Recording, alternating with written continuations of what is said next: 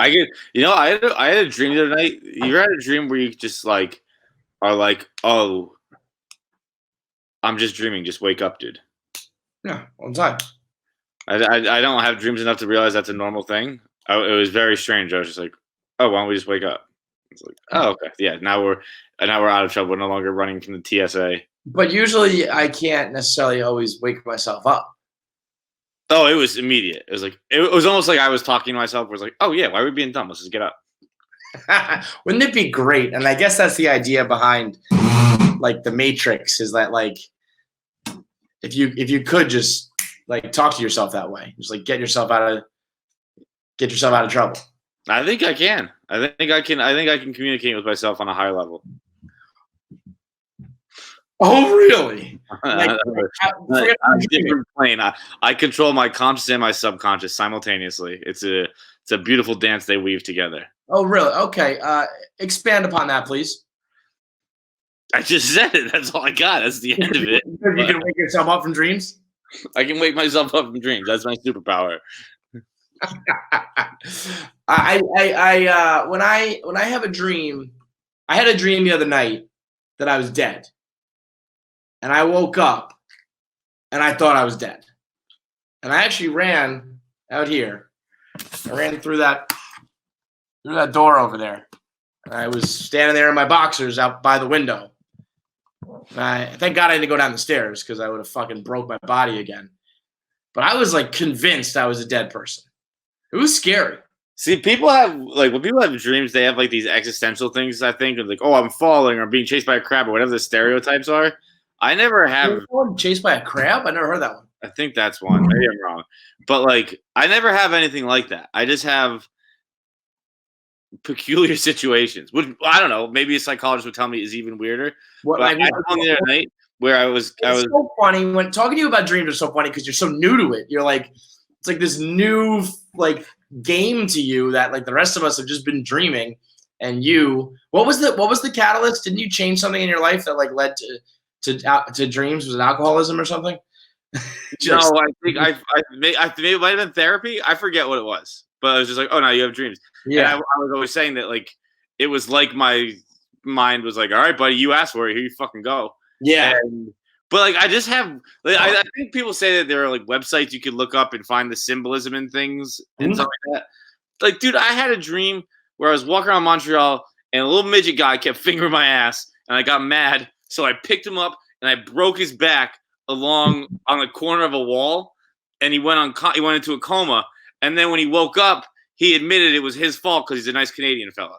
There's no fucking way that this website has anything about the symbolism of midget Montreal Canadians fingering you in the butt. Agreed. Back.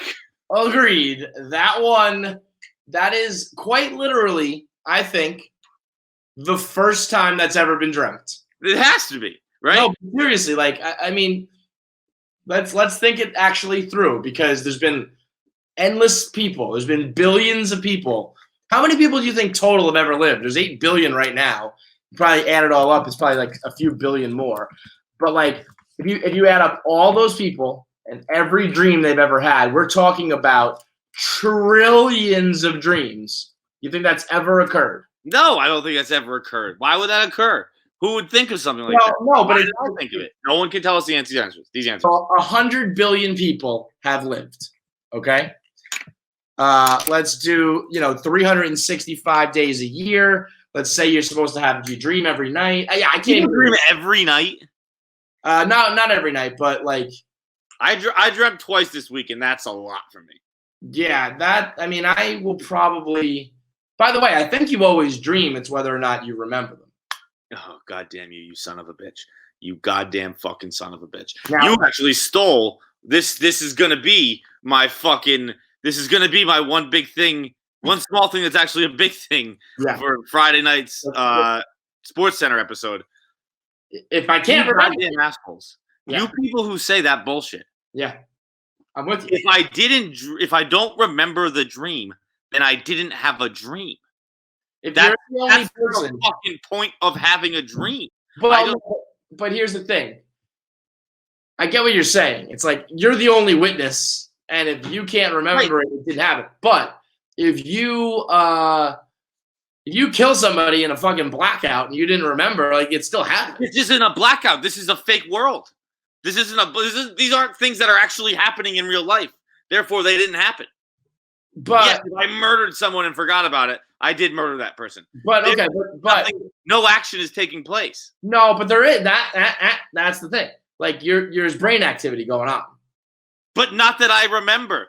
But that doesn't mean it didn't happen. It does mean it didn't happen because I'm the only one who can tell you about it. No, if I were to strap your brain into a fucking if I'm doing a sleep test or whatever, it would show my brain is moving. You wouldn't be able to see the dream. Right. The dream didn't happen. Okay. My brain worked while I was asleep. I didn't have a dream. But you probably did. That's probably what your brain activity was doing.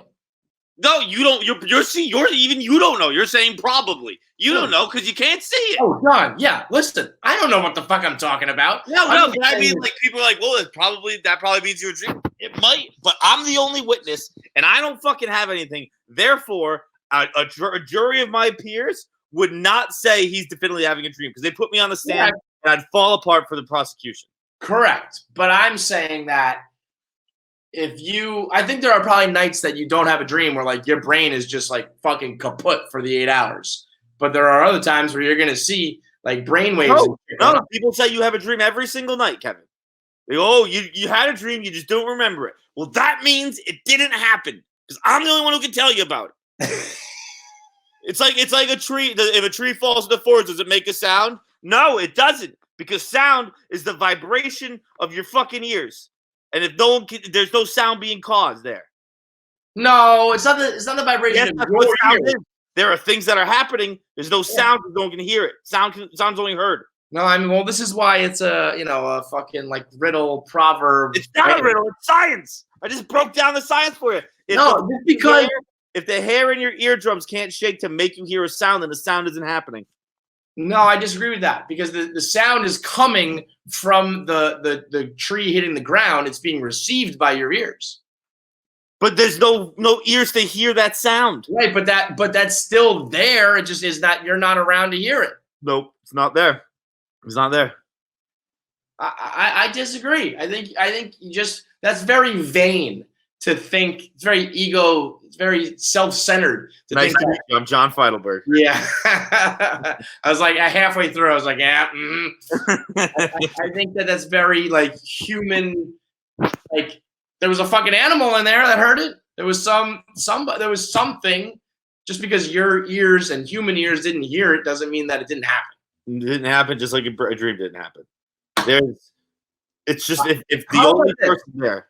While I'm interested in you getting butt fingered by a midget and breaking his back, I'm more interested in the fact that there are. I would think that dreams would more often than not be totally unique and one of one. I think it's more interesting that dreams are like everybody apparently has dreams where you're spitting your teeth out of your mouth. That's one that you can look up that has. I've never had the tooth spitting. I've never had a falling dream. I've never had. You're new to the game, by the way. So what's it? I woke up late for a test dream or something like that. That's what I think is interesting. That I have done the teeth thing, but then I've looked that up before, and it's like, no, I definitely don't have that problem. The school thing is fascinating to me. That happens to me like once a week, where I am convinced that I missed the test. I didn't do that shit in school when I actually had tests. You think I'm doing it fucking after? There's gotta be something about, and it's probably just like you know, whatever. Maybe the way you looked at school, like you didn't. Yeah, you said you didn't care about it at the time, but like there must be something about your brain when it's forming or something in its formative years. You're 18 years old, 16 years old. You're worried about tests. And that your brain just hangs on to that for like forever. Because why would I still be dreaming about it? And why are like so many other people dreaming about it? That's so weird. It's very peculiar. But I think that was interesting what you said there, where like your brain decides, during its formative years what's important and what isn't. Yeah. And I think mine decided nothing. Yeah. It was like, it's not like very much like what my outlook on life is now. Like, just tell me what I need to know and be done. Make sure it fits in one text message. Don't send me multiple text messages. Don't send me the bullshit. Tell me what I need to know, and I'll understand, and I'll move on. Then the brain's like, look, we don't need to do any fancy stuff. You dream. We don't need any razzmatazz. We don't need any spice. Let's just take it easy right now. Let's relax. It's the same thing I've always said. What happened with girlfriends always do that. Like, what are you thinking about right now? I'm literally thinking about nothing. It's standby mode. I'm out. I don't have that racing mind. You can't sit still and you can't figure. I am good. First of all, I'm a robot just waiting to get put into kill mode. Put me in kill mode. Hit record on a podcast. I'll fucking talk all day. Other than that, one day, I think you're gonna kill somebody. You think I am? Yeah. Why? I think you're gonna be in kill mode one day for real. You know why? You know what the number one reason? I disagree with that. Huh? I just want to get it on record. I disagree. The number one reason I think you're gonna kill somebody is when we pulled. Not we. I wasn't there. When all you guys pulled Hank off the wall on the duct tape. Then you just went into fucking kill mode. There was something there, man. There was something about to happen where you, for no reason, we're just gonna fucking punch that guy in the face. How dare you? How dare you try to not strangle yourself to death on duct tape in a fucking repurposed dentist office? Who do you think you are? And and the dream, like you went to. Now, granted, that would have been justifiable. He butt fingered you, but you're having dreams about breaking midgets' backs. It wasn't one time. I was polite a lot of times. I was like, dude, knock it off. Stop it. Stop it. And he was following me around town. He was following me like you're walking around city in Montreal. Just pop in and out of crowds, weaving in and out of people, juking and jiving, fingering and unfingering. And I was like, you got to knock it off, you little midget. And he just wouldn't listen to me. We should add that to ATI, like the ill-tempered midget in the rollerblade question. He's also fingering your butt. It wasn't like I was wearing pants. I guess a more accurate description of what he was doing would be goosing me. And now we're cooking with gas because what was your story about that? The guy at the bar was doing that to you. The guy, he did it once. But that happened. So you were once violated. You were sexually I've been fucking goosed a million times in my life. I went to middle school once. No. That's fun. That's guys being guys. You were at the bar once and you were violated by a fan. You were sexually assaulted by a fan. And you didn't like that. You didn't like it to the point that we talked about it and we discussed it. And you said, like, that was fucking weird. And that is deep in your subconscious. And you go to sleep at night, that comes out in the form of a Montreal midget. That now it's starting to make sense. I know some people think, I know that that's another. I'll be honest, I forgot about the bar incident until right now. So I don't know. You know why? You suppressed it. I'm going to psychoanalyze your fucking weird brain. I know that the part of the other like tropes when it comes to dreams is people being like, I don't fucking care about your dream, bro. I don't want to hear about it. But I actually find it very fascinating because I think dreams are interesting as shit. Yeah, I do enjoy dreams. They're the best movies ever made. If you can tell me a good story about your dream, I'll listen to your dream. If you're just like, whoa, when people you can't piece together and you're just kind of like, I don't know what happened. That's one thing. Yeah. Well, I find dreams to be very interesting as well. Yeah, it's like a subconscious brain cooking up. Even just like how your dreams work. Like, what are you seeing? It's like your mind has like a movie screen. You know what I mean? It's like, how are you actually? I think like in Inglourious Bastards, when the guy, I forget his name, is behind the screen and he's up watching it. Yeah. Lights all the film on fire. Right. That's you watching. We talked about this on Mail Time a couple weeks ago. Lil Nas X tweeted that when he dreams, he doesn't see it through his eyeballs. He sees it from a third person. Oh, wait, yeah. I forgot about. Sorry, what'd you say? You just broke up there. You said you forgot. You said I forgot about what? I forgot about that. That's crazy to me.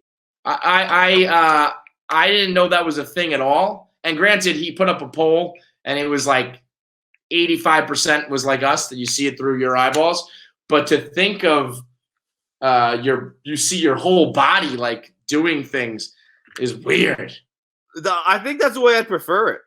It's weird, but it's like in video games, which I don't play very often, to be fair. but like I feel like they used to give you like in single player games, they used to give you options on like you have a bird's eye view right behind the guy or like his eye in his eyes. I always like the right behind the guy.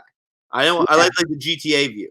I think I want to say in Mario 64 you could do it through his eyes or you could see him, and I'm pretty sure I don't think anybody ever did it through his eyes. It was like that mode sucks. Yeah, it makes the whole thing way more chaotic. I'd rather get to take in the surroundings.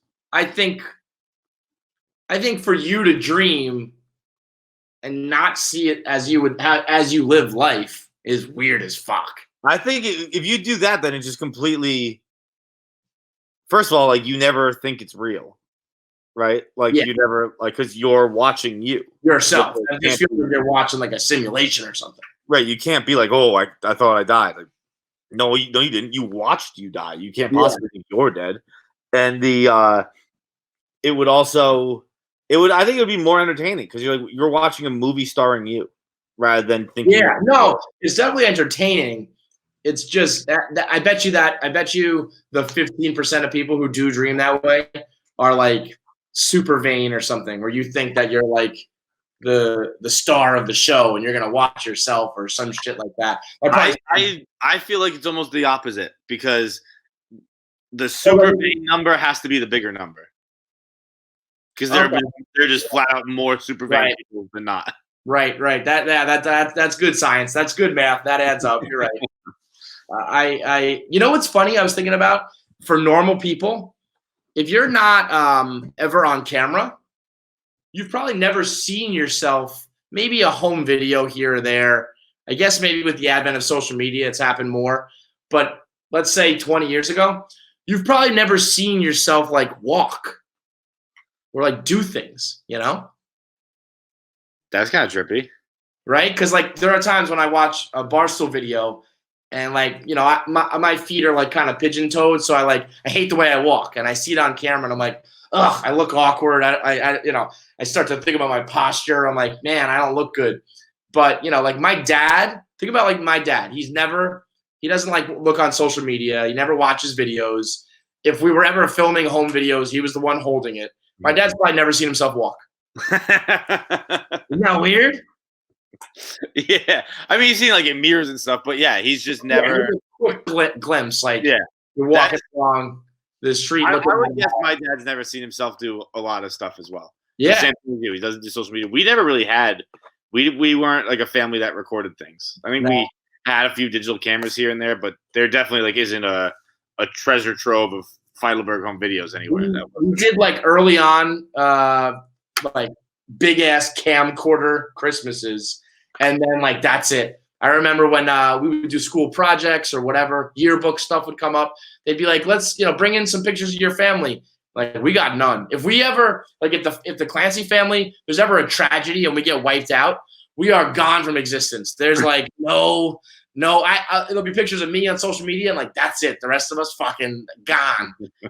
But yeah, like you just don't see yourself doing things unless you are on camera ever, and that's very few people.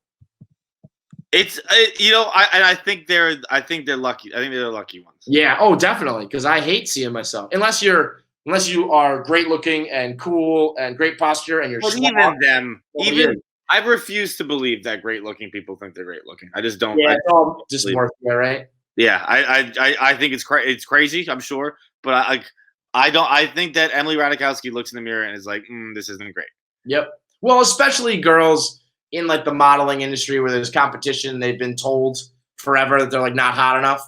But what about listening to yourself? Do you think that Whitney Houston, before she was dead, you think when Whitney heard herself, she was like, "Oh God, I can't listen to myself on camera, on tape"? Nah. No, because like those, I almost feel like, I can't put my mind into like a talented person like that, but it was when we were talking to Cal about it, and he was like, at some point you're not gonna be perfect with it, but he's like, whatever, this is what it is, and I think that's the way we were doing that with like the show we did last night, where it was like we kept doing takes and it was just like run that back. No, I've said this funny, blah blah blah. And it's like that's it. we're just doing that. And Yeah, don't get me wrong, it's me and Marty on a fucking webcam is a lot different than Whitney goddamn Houston. But it's still at some point, I think anyone just like your idea of perfection, you're just not going to achieve it. So you have to just say, okay, that's it. Now, again, our ideas of perfection are vastly different, but you're just not going to get there. I also think that you have to realize that, like, Whitney Houston puts out "I Will Always Love You," right? And people are like, that's the greatest like song ever sung. But I bet you there was like a second take or a third take where she was like, oh, I nailed that part of the chorus, but I messed up that one. And we don't know that. But in her mind, she's like, ugh, the final product like was never really the one. Yeah. We don't know that, but she does. So in her mind, she always hears that one note or that one thing that's off. But I also think that it's just like, come on, use your brain. You know what a good you're a fan of music, Whitney Houston. When you listen to other people sing, you know that sounds good. When you can make the same noises, I think I always say that with pretty girls and like hot chicks. It's like, you know what a great butt looks like. And then when you look at yours and it looks like that, you have to be able to just objectively say, I got a great ass. But people don't. They don't see it. It makes no sense. It's like, just say it if you're fucking hot. If you're talented, you are. If you're hot, you are. If you sound good, you sound good. But that's also coming from, two guys who self-loathe like nobody else, So practice what you preach, Kevin. All right, let's start today's episode about 30 minutes in. Let's get into it. I feel like in this world, a lot of people their feelings on cologne are a little bit touchy. I feel like sometimes cologne has like a certain connotation, or you remember certain brands or certain smells, and that you're just unsure. I feel like people get a little nervous about the cologne game. But let's call a spade a spade. When you smell good, when anything smells good, it makes all the difference in the world. And my problem with cologne is that I'm intimidated by it. Right? Yes. I need someone to help me out like Hawthorne can do, where it's just like, do this little survey and we'll fix something up for you. Because guess what? I don't know what most of the words even mean. I know that eau de toilette makes me laugh, and that's about it. But yeah, I don't know what most of the words mean. I know what most of the tones inflect. But if you told me, here's what you spray on you to smell like a whiskey drunk woodsman, well, that's what I'd like to smell like. Whiskey drunk woodsman. I never understood quite why a tiny whiskey drunk woodsman. So that's so serious. I bet Hawthorne can get me a smell like that. I guarantee it. I never understood why the cologne industry latched on to toilet water. Eau de toilette. Like, you know what I mean? And I get it that it's a different language and all that shit. But like, if that was me, I would avoid the whole toilet water thing. It doesn't really, it's the total opposite of what we're going here for. But when I think of, when you walk through the mall and you're in like a department store, or have you ever gone into Sephora for your girl's makeup and there's just smells everywhere? Or you no, you've never done that? I went into a Sephora one time. It was in Salamanca, España. And I went in there looking for the cologne that smelled like vaginas because I thought it was funny. And it was a big thing at the time. I remember this so vividly. We couldn't find it. They didn't carry it. I'm sorry? Pussy cologne? Yeah. It's I swear to God it's a thing. Probably not at Hawthorne, but I swear to God it's a thing. Are you sure? Vulva? Yep. Yes, vulva. There it is. Bam. The real vaginal scent. But I mean, ordinarily people don't think that's a good smell. Yeah, no, you wouldn't want to go around smelling like it. I heard it attracted women, and I don't know. I figured, whoa, Europe, this place is crazy. They like to smell a vagina like other women do. And again, I didn't find it, but I did go looking for it. That is one of the dumbest things I've ever fucking heard. The young, dumb Feidelberg be like, I'm going to go smell like pussy. This is why Hawthorne's going to help you out. Because you don't want to be the guy running around being like, give me the vulva. Give me that vulva. Or, I was like, I didn't know how to look through a Sephora, obviously. But I was like, I don't know, trying to find an alphabetical order. I was doing everything I could to avoid asking an attendant, like, "Hey, do you have vulva?" And that's probably why I didn't find it, because I didn't ask anyone. But nonetheless, I didn't track it down. If you ask for vulva, like your life better depend on it. Otherwise, you don't go up to someone and say, "You have the vulva cologne." Excuse me, miss, I have some vulva, please. Yeah, and then things like Old Spice, you smell like a dad. I remember Acqua di Gio made you. I think of like Guido's. So there's a lot that goes on with picking the right scent. So I think a lot of times people just say, "Fuck it, I'm not doing it." How many times are people like, "I'm not a cologne guy"? It's like, oh, okay, dude. That means you just fucking smell bad. That means you go out on a date or you go to work and you smell like shit. So you don't have to become a cologne guy. You just have to acknowledge that smelling good is a good thing. And I think it's one of the best things. I think that when a girl or a guy or whatever you're into, they like hug you, kiss you, and they smell you, they like that is a thing that you're going to remember. The best story I ever heard about smells was it on this show? I don't know if it was on this show. I think it was. Yeah. Remember the girl who called in and she said that she leaned in and like hugged him and she smelled and she said something like, "You smell just like my dad when he drinks." Yeah, I do. Remember that? That was incredible. Like, you remind me of my daddy when he drinks moonshine. I don't know how I'd react to being told that, but I remember hearing the story. Classic. So anyway, Hawthorne, you go on to hawthorne.co, and you take a 2-minute quiz, and it tells you the 2 colognes that are best for you. So 1 quiz, 2 colognes. That means 1 for work, 1 for play, totally risk-free, free shipping, free returns. They're going to get you into the cologne game. Go to hawthorne.co, HAWTHORNE.co, and use the code KFC to get 10% off your purchase. That's hawthorne.co, promo code KFC to get 10% off. Boy, we got existential on this one. We are deep in the game here. I did want to talk quickly a little Barstool DVR, mention the world of TV. We'll get into our I'm at the asshole. We'll get into our voicemails. And we got 2 interviews today with an awesome interview with Patton Oswalt. And we had Nick Swardson in here chopping it up with us laughing. So 2 monster interviews for you. Big time episode. But I was waiting for this to happen, and I figured it was going to happen right around now. But it was the first person I've heard say it.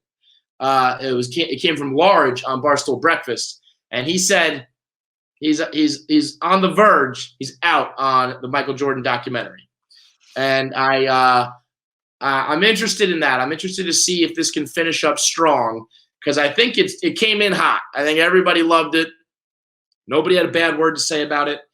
And now I wonder if we're at the point where people are like afraid to speak up, afraid to say if they don't like it, afraid to go against the grain and be contrarian. And I didn't actually hear all the reasoning behind it, but I just saw the quote from Deke with Large saying, "I think I'm out on this." Where's your interest level as a guy who, you're not a basketball guy, but you're interested in Jordan and all that shit? Are you still as captivated by it week to week? Yes and no. I'm still gonna watch every week. I think that's because I think the void that Last Dance is filling more so than sports is the collective experience. That's what everyone's tuning in for, to all watch this together. Because again, what everyone wants, right? You want that shared experience, and we haven't gotten that with the lack of sports. So in a way, it's filling the sports quote unquote hole, but it's really just filling something that we can all watch together. And I think what? I think that this documentary is the drama of sports. And what I've learned through this quarantine is that I don't necessarily care for the competition. I mean, I like seeing highlights. I like seeing big plays. But I don't really need to see the game itself. I like the storylines and the behind the scenes and the rivalries and shit. And that's what you're getting with a documentary. So to me, it's like I almost feel like I'd rather watch sports documentaries than sport events like for the rest of my life. But continue. But I was gonna say, I mean, I think it's probably 3-3 right now, as far as good episodes and episodes. Yeah. But Well, and that's 500. Yeah, I think. I mean, to be out on it, I think is It might crazy. even Like be 2 and 4, to be honest. I thought 1 was great, and I thought episode 4 was great, and then the other ones have been fine. I didn't turn them off, but like this week, I got pretty annoyed how it was all pitches like the Kobe episode, and Kobe was on it for fucking 15 seconds. that was some grimy like marketing. I think they knew that they could do that and get. Like, I'll talk about this one great quote that Kobe had, and it was a pretty good quote. It was an okay quote, and then it was basically. I thought that was actually pretty cool for a guy like Kobe Bryant to be the competitive freak that he is, to just flat out say like, whoa, there's no comparison. Like that's I think a pretty rare thing. But you're right. I mean, it wasn't like. But I also didn't say there's no comparison. He's like, I wouldn't beat Michael, or like, I don't know. I forget exactly what he said, but it wasn't him saying like Mike's the GOAT. It was him being like, well, he said without Mike, there's no me. That's a pretty big admission. That's just the guy who came before me. That's whose plays I studied. I didn't take that as him saying he's better, but I also didn't take it as him saying that's Michael's crap. Mm-hmm. But it was good. It was good. But if there was other stuff on Sunday nights, I might watch it. Well, that's where I think I personally would not, because I love Jordan. I love that era. Or if we all let me say this instead. If the world decided we were watching something else, I'd watch that. So you're into it for the collective. I'm into it for the tweets and that kind of stuff. It's not bad. I'm not saying it's bad. I'm not saying anything like that. But it's just the bigger draw for me is to like the live tweet experience and the reading everyone else and stuff like that. I think that I think there's a lot going on here that I think is very interesting. I think one, for me personally, that team, that person, that era, like I was saying, I got to go to that All-Star game in '98, which was like the best thing that's ever happened to me at the time. I was like 13 years old. I was sitting like 10 rows from the court, and I watched Garnett and Kobe as the new guys with Jordan and everybody as the old guard in the Garden. To me, that was like the best ever. So I'm not gonna not watch this for anything. I can't think of anything else I'd rather watch. I will say I'm officially out on the idea of documentaries that jump timelines. I don't like that. Thank God. Non-linear storytelling makes no sense. You think you're so smart. Just tell a story. Just tell the fucking story. Storytelling has not had to have been fiddled with for thousands and thousands of years. Cavemen sat around and drew. This is the first scene. This is the second scene. This is the third scene. You don't need to go, here's the 7th, here's the 1st, here's the 8th, here's the 2nd. Just tell me the fucking story. If you want to do the opening scene of the movie is someone getting shot in the head, and then you rewind and say 72 hours earlier, okay, fine. But to be all over the map, and especially when I know that the last season is the focal point here as the last dance. I don't know what that is anymore. Well, I don't know if I call it the focal point. I don't think that was the center point, but where it all draws back to. But I wouldn't call it the focal point. And that's the problem. I don't think that final season, like if anything, they should have done it with the 72-10 season, because at the time that was the best team ever. That would make more sense to me than just being the last season. I had said to Jared, like, if you did a Red Sox documentary and you focused on the 2004 reverse sweep, and then you jumped around, that would kind of make more sense to me, because it's like there was this one time, this one thing for a week long that's never been done before. But for the final season to be, it wasn't a big enough thing to break the non-linear storytelling. And also, if you're doing the 04 Red Sox with that series, it's still the same team. I was watching one episode and I was like, wait, Rodman's back on the Pistons? Like, right. That's we've already addressed him being on the Bulls. How are we back? He's on the Pistons again. Yeah, I don't like that. So that I for sure have a problem with. I also I knew that like for Michael to be involved in this, it was gonna have to be like his approval. But this is like you're not gonna hear a bad word about Michael Jordan. No. And so they're not really going to get into the gambling. They're certainly not going to dive into any possible conspiracy talk. I mean, they said they do. The producer did say those questions were asked and answered. Oh, all right. Well, but even then, I think it's going to be like, hey, Michael, was there a conspiracy? No. Next question. Because I can't picture anything. said, I think he was on SNY or something like that. I forget, FAN maybe.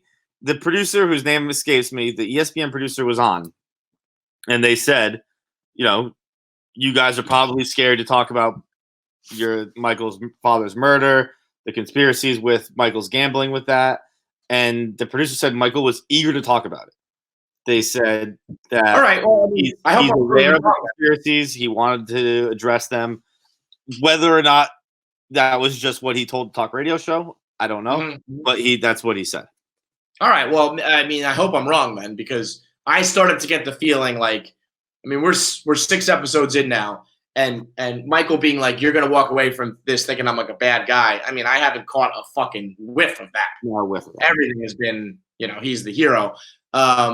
And what was my last point? I guess the idea of just like, what else would you really watch right now? I can't imagine not. Oh, this is my point. I think we're now enough episodes in that it's becoming like, I think we're taking it for granted, because Michael Jordan is a very quiet, borderline like recluse that you don't hear anything from. So if I tune in 2 hours a night and even just get like one good soundbite from him, that's one more quote from Michael Jordan, who I think is one of the most fascinating people ever to live, that we didn't have prior to this. So we didn't hear from Michael truly for like 20 years. And now after like a few weeks, we're gonna be like, this isn't good enough for me. It's like, I think it's worth sitting through the nonlinear shit and 2 full hours. And it's like, oh, all right, they didn't tell the whole story that well, but we got to hear Michael. Like, I thought when Michael honestly said, I'm so sick of this life, I want out, I thought that was fascinating. That alone to me was worth it, to see his face and to see his genuine reaction of like, I don't want to do this anymore. So I don't begrudge anybody who By the way, like. Do you see the story today? He is not drinking whiskey. It is, I guess, a commercial. It's just hasn't been revealed. I don't believe the whiskey is for sale yet, or maybe it is. Is it his? Is it like MJ whiskey? Yeah, it's like MJ, the Bucks family, fucking Wick Grossbeck, who owns the Celtics. It's a bunch of them came together to create a whiskey. Here it is, Cincoro tequila brand. Tequila? Yeah, it's a tequila. He likes it in Yeho, and I always thought that dark tequila, brown tequila, was trash. So this is going to be like a quality dark tequila. Well, it comes in all the colors. I'm looking at it right now. There's like a beige, a yellow, and a silver. But I just want to get the exact price right before I ask you how much you think it costs a bottle. And you were breaking up when you said who was involved. You said someone on the Celtics, MJ. Jeannie Buss, and Wick Grossbeck, who owns the Celtics, and then there are 2 other people who I don't know: Amelia Fazzolari and Wes Edens. By the way, as annoying as that is, because like we thought it was kind of genuine, I'm much more okay with it being like something he's involved in than if it was just like somebody purchased that as like a billboard. Yeah, like and also like I don't know if it's technically an ad because like it's not. Well, that's what I mean. Like if it was just like, hey man, if Patron came to him and was just like, how much for you to be drinking our liquor during your thing, which he would never do. You hear that story about how he turned down $100 million? Yeah, it's for 2 hours. Yeah, I mean he ain't doing any ads if it's not for himself or for his company. So I'm okay with that. Did you find the price? Yeah, but it's also it was a little misleading. So like the Blanco is a $70. The Añejo is $130. The bottle he is drinking, that bottle is $1,500 each. All that shit, Louis the 14th or whatever, 1472, or I don't even know these brands because I drink trash. I just, some of them have got to be just completely branding, right? I guess that's just like the MJ liquor, right? Can't be that much better than the fucking rest. It's just that MJ drinks it. Like, right. Right. Yeah. I mean, come on now. So anyway, I'm interested to see if people are going to start to I think the honeymoon's over with the MJ documentary, and you're going to start to get some actual honest takes. And I wonder if people are Large was the first I heard. Although the Minifans jumped down my throat and were like, Kirk said he hated this shit week 1. Like, give respect. I'm like, oh, okay. Kirk hated something first. You win. All right, let's play a little Am I the Asshole, eh? Am I the Asshole today is brought to you by Mac. I have a Barstool DVR take. Watch Normal People. Next. John loves him some Normal People. Loves it. Mac Weldon. I am wearing Mac Weldon head to toe these days. I've got the box. Mac Weldon has been my guardian angel in quarantine. My dryer broke day 3 of quarantine, and I have another dryer, a washer dry unit in I have a 2-family house, and it's all the way down in the basement, and it's inconvenient to get to. I have to walk by my neighbors who I hate now, and so 2 weeks into quarantine, I ran out of underwear, and out of a parachute falling in Hunger Games where the equipment just falls into your lap, a package of boxers shows up from Mac Weldon. Oh, yes. 2 weeks later, I ran through those and I'm out. And I was like, fuck, same thing. Another package arrived with sweatpants. I'm wearing the sweatpants right now. I had the boxers on. It was is my house bugged? Is Mac Weldon listening? Because everywhere at all times when I need it, Mac Weldon arrives. So they got boxers, they've got T-shirts, they've got the sweatpants, and it's all part of this new age wave of athleisure wear that's kind of comfortable and you can lounge in it, but at the same time, pretty crisp, pretty fresh. You can wear it out. You don't have to worry about looking like you're in your pajamas because it's all pretty classy stuff. At the same time, it's just as comfortable as anything else you're going to wear. And right now you can get, when you go to macweldon.com, use promo code KFC, macweldon.com, promo code KFC, you get 20% off your first order. And if you don't like your first pair of boxers, you can keep them and let them know, and they'll send you your money back. So no questions asked if you don't like the boxers, but you're gonna. So go to macweldon.com, use the promo code KFC, and get 20% off. Time to play a little Am I the Asshole?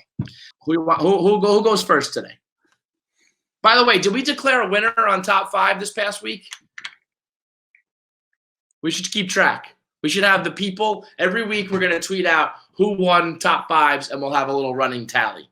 Okay. Because I'm going to say whoever wins top 5 Tuesdays can go first on Am I the Asshole? So I'm just going to go ahead and give myself the W. Okay. I was going to say I'll take the W, but give you the first try here for some gentlemen. Mr. Tough Guy over here. All right. We're going to start off with today's we have 4 Am I the Assholes. This one is about restaurant behavior.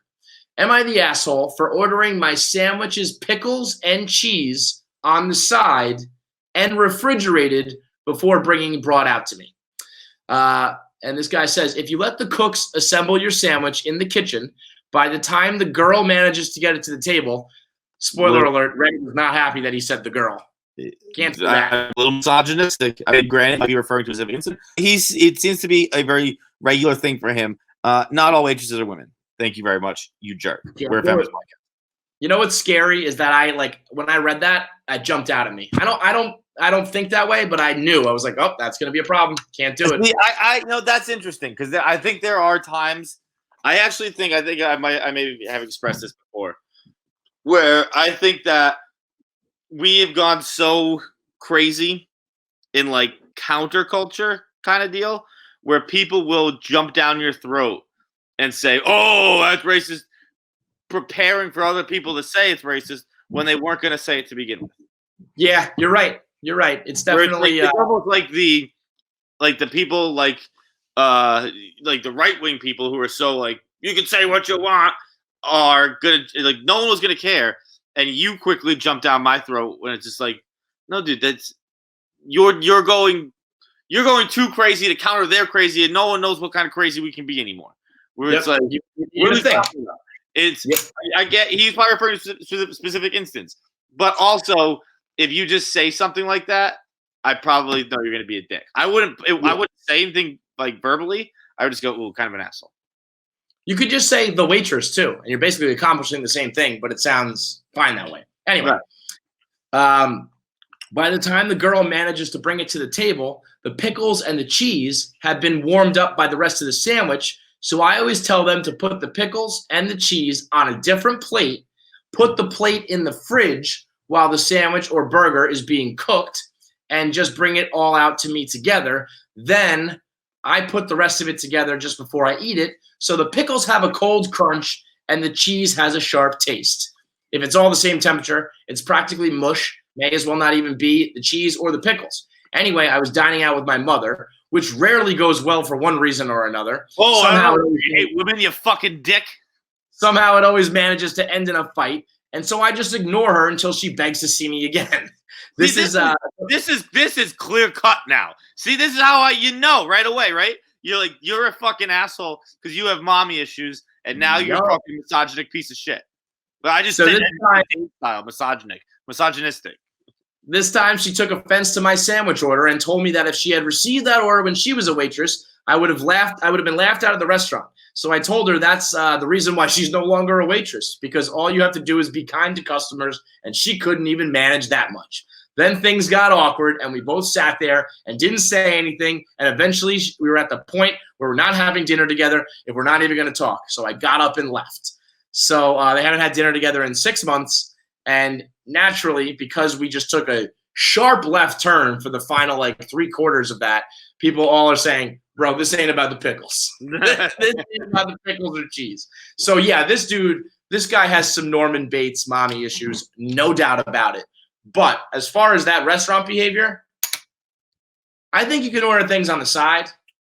You cannot ask someone to put a plate of pickles and cheese in the fridge. You can't do it. See, but when you told me about this before the show, I thought the exact opposite was happening, and I was okay with that. I thought he was asking for the pickles on a plate before, so it could get out of the fridge and warm up, because that I'm okay with. Because when it's warm pickles? You like warm pickles? I like them not freezing. My teeth are sensitive. I can't have like a freezing cold pickle or I can't have a really cold anything with a warm thing. Like people put like apples in their salad or grapes in the salad. Like when I get to the grape, I'm in significant pain because it hurts my fucking teeth. And is that tobacco? It's probably part tobacco, but I've just always had really sensitive teeth. The tobacco surely doesn't help. White strips in the tobacco. It's not a good recipe. Right. And then so like, when I eat something, the whole plate has to be the same temperature. That's why I eat things. I eat things one at a time, unless everything's the same plate, and then I'll chop it up and put it together the same temperature. But if it's if it's something like, I don't know, fucking a cold sandwich or a cold salad and a hot sandwich, or I don't know, it's just I eat one whole thing and I eat the other whole thing because my mouth's got to get adjusted to the temperature. So that's why I was thinking he was getting like he didn't want a sharp change in temp. That's why he wanted them out of the fridge first. Well, now if you're doing a burger, you want the cheese to be melted. You don't want it to be like a cold piece of cheese just slapped on a burger. That's nuts. Right. A sandwich I think is different. If you have like a chicken cutlet sandwich and you want maybe the cheese to, I don't know. I think it's either if you have a cold sandwich through and through, then it doesn't matter. If you have anything that's a hot sandwich, I think you want the cheese to be melted or hot as well. The pickles, I think you can order on the side. Pickles on the side, fine. But you can't order things to be kept in the fridge until the last minute and then brought out in separate plates. You're just asking too much. But 100%. You see, where are you at? No, I mean, I would never do that, but it's just. You understand. When it happens, I just eat in pain, but I get it. If someone was like, the temperature is too much, I'd be like, you know what, man, I understand. I'm not that kind of person, but I get where you're coming from. It's not fucking sweet. This guy's an asshole for many reasons, and I think the fridge is the final straw as far as restaurant behavior. Next up, you go ahead. Okay. We're going to start with one, and then we're going to go to the big one. Would I be the asshole if I secretly spend my wife's inheritance? This isn't the big one. My wife recently, unexpectedly, inherited a large sum of money from an elderly lady for whom she used to work as a housekeeper. She had worked for her for the last 5 years, during which time they had become quite close, as she seemed to be the only contact for her to the outside world. And to my knowledge, she had a living family. I have big plans for my wife's inheritance. This is life-changing money, which should be invested rather than wasted. The problem with this, though, is that my wife disagrees with me. She wants to do something in the elder lady's memory and also donate some of it to worthy causes, which the elderly lady supported. While I do appreciate my wife's generosity, I truly think this is not a good way to use this inheritance. I tried telling her to leave this to me while she is grieving. Big mistake. We had a huge argument about it. Oh, I didn't even know that part was coming right away. Yep. We had a huge argument about it, which ended up with her threatening me that she won't join bank accounts with me anymore and won't give me access to her inheritance. I truly believe my wife is not thinking clearly at the moment, and I'm considering investing it before it's too late. Would I be the asshole if I do it? I mean, I think you would also maybe be like the criminal if you did that. I don't think that's allowed. Why? But I don't think that. I mean, I guess maybe legally. Listen, my man's got at least half this money. That's half his. They didn't sign no prenup before, expecting an elderly lady to die. We want prenup. We want prenup. This is half his money. He can, at the very least, he can take his half and invest it. I don't think that's how it works. Of course, it's how it works. You're married. It's your money. Nah, I don't think. I think that people, think that divorces and shit are like the movies, where it's just like half. You get half, and it's not really that way. I don't know the rules though. Like, so this guy's saying the inheritance. She died. We got the inheritance. It's now currently in our joint bank account. And so he's able to seem like that. She said something like, "We won't join." We had a huge argument. I'm thinking about spending it investing it before she can do that. So it must mean that it's somewhere that he has access to right now, right? Yeah. That's where I don't know the legality of that. Where it's just like if I have my inheritance, but I put it in an account that you have access to, and then you spend it, I could see the law maybe being like.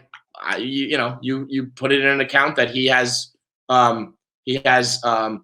permission to use, and you fucked up. But I'm pretty sure if it's your inheritance, you get to decide where it goes. Dude, fuck that shit. Fuck that shit. Dude, this is a feminist podcast. This is an equality podcast. Guess what?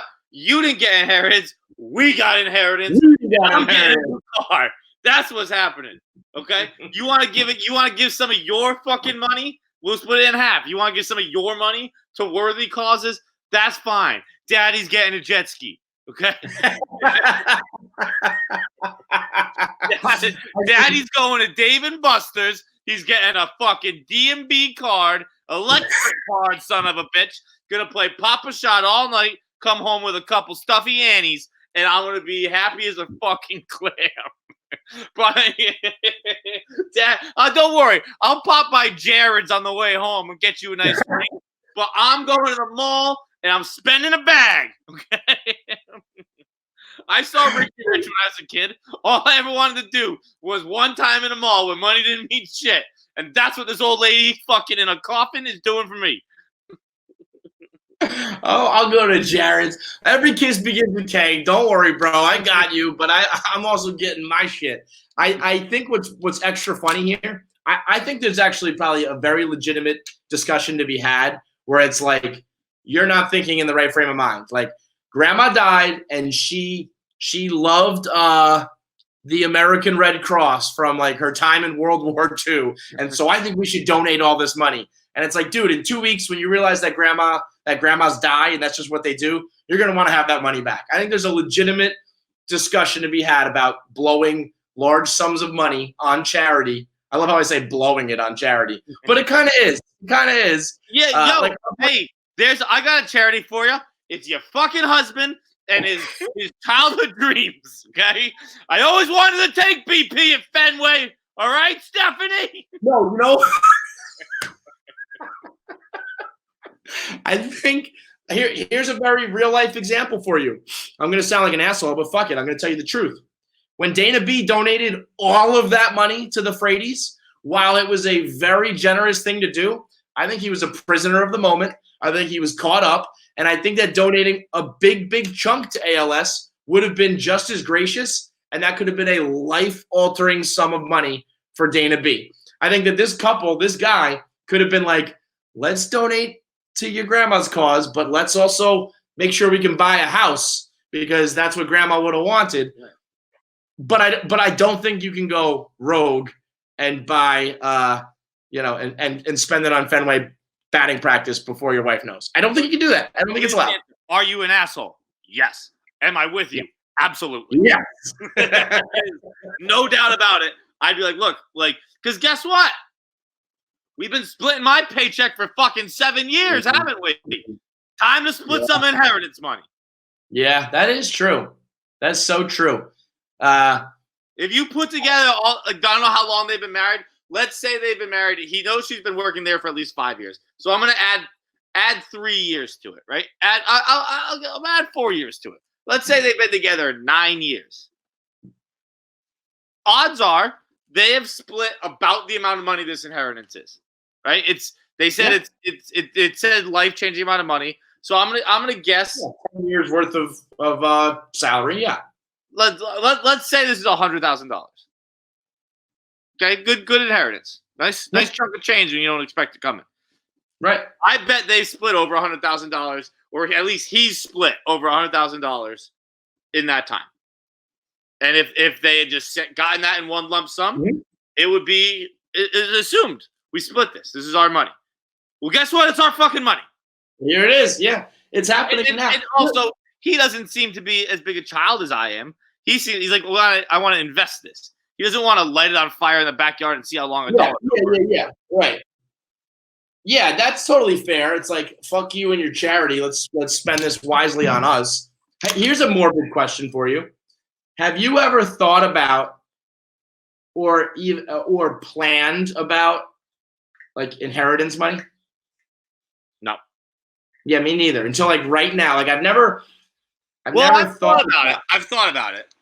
Yeah, I've never until right now. I just asked myself, I wonder how much money I'm gonna get from my parents. I've never had that thought until right now. Oh, I was thinking about me dying.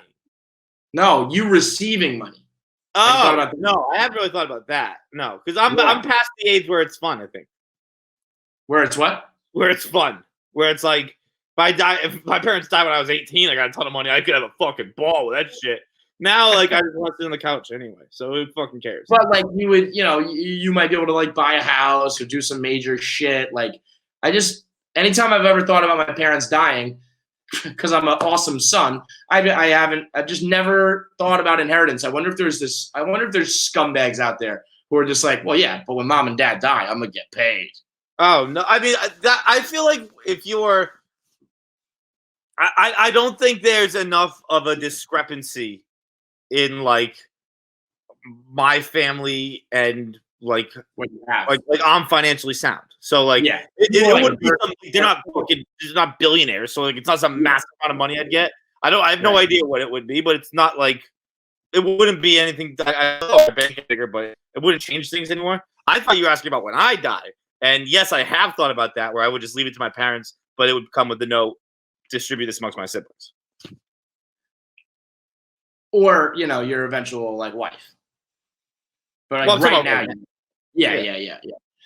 Do you remember when Dave said to Kirk Minahan that you're in the business of your parents die? No. When we were in Miami and the Penn deal went down, Dave had said something about me. He was like, KFC is gonna have like as much money as I had. And then someone said, well, Kirk is like just as rich as you are right now. And Kirk flat out said on radio, he's like, yeah, I have $15 million in the bank. And Dave was like, what? Like, how much did you get paid? And he was like, well, mom and dad left me some. And Dave was like, well, I mean, that doesn't count. Like, I'm in like the blog business. You're in the dead parents business. I was like, oh. It was the meanest, harshest, rudest thing I think I've ever heard someone say. Kirk was like, well, yeah, I mean, I guess so. Jesus fucking Christ, Dave. Brutal. Okay. Am I the asshole 3? Am I the asshole for not wanting my fiance to get a coworker as a stripper for her bachelorette party. I got the burps right now. So I should start off by saying that I completely understand that my fiance's bachelorette party has nothing to do with me. Well, that sounds like we're not going to go down that road. I shouldn't have any say in it, and I really shouldn't know anything about what goes on. Her bachelorette party, though, is in a week, and her sister has been planning it. I've heard them mention things before about the party, and she's really excited. But yesterday, her and her sister were talking while I was in the front room, and I overheard them talking about how her sister is hiring one of my fiance's coworkers to be the stripper.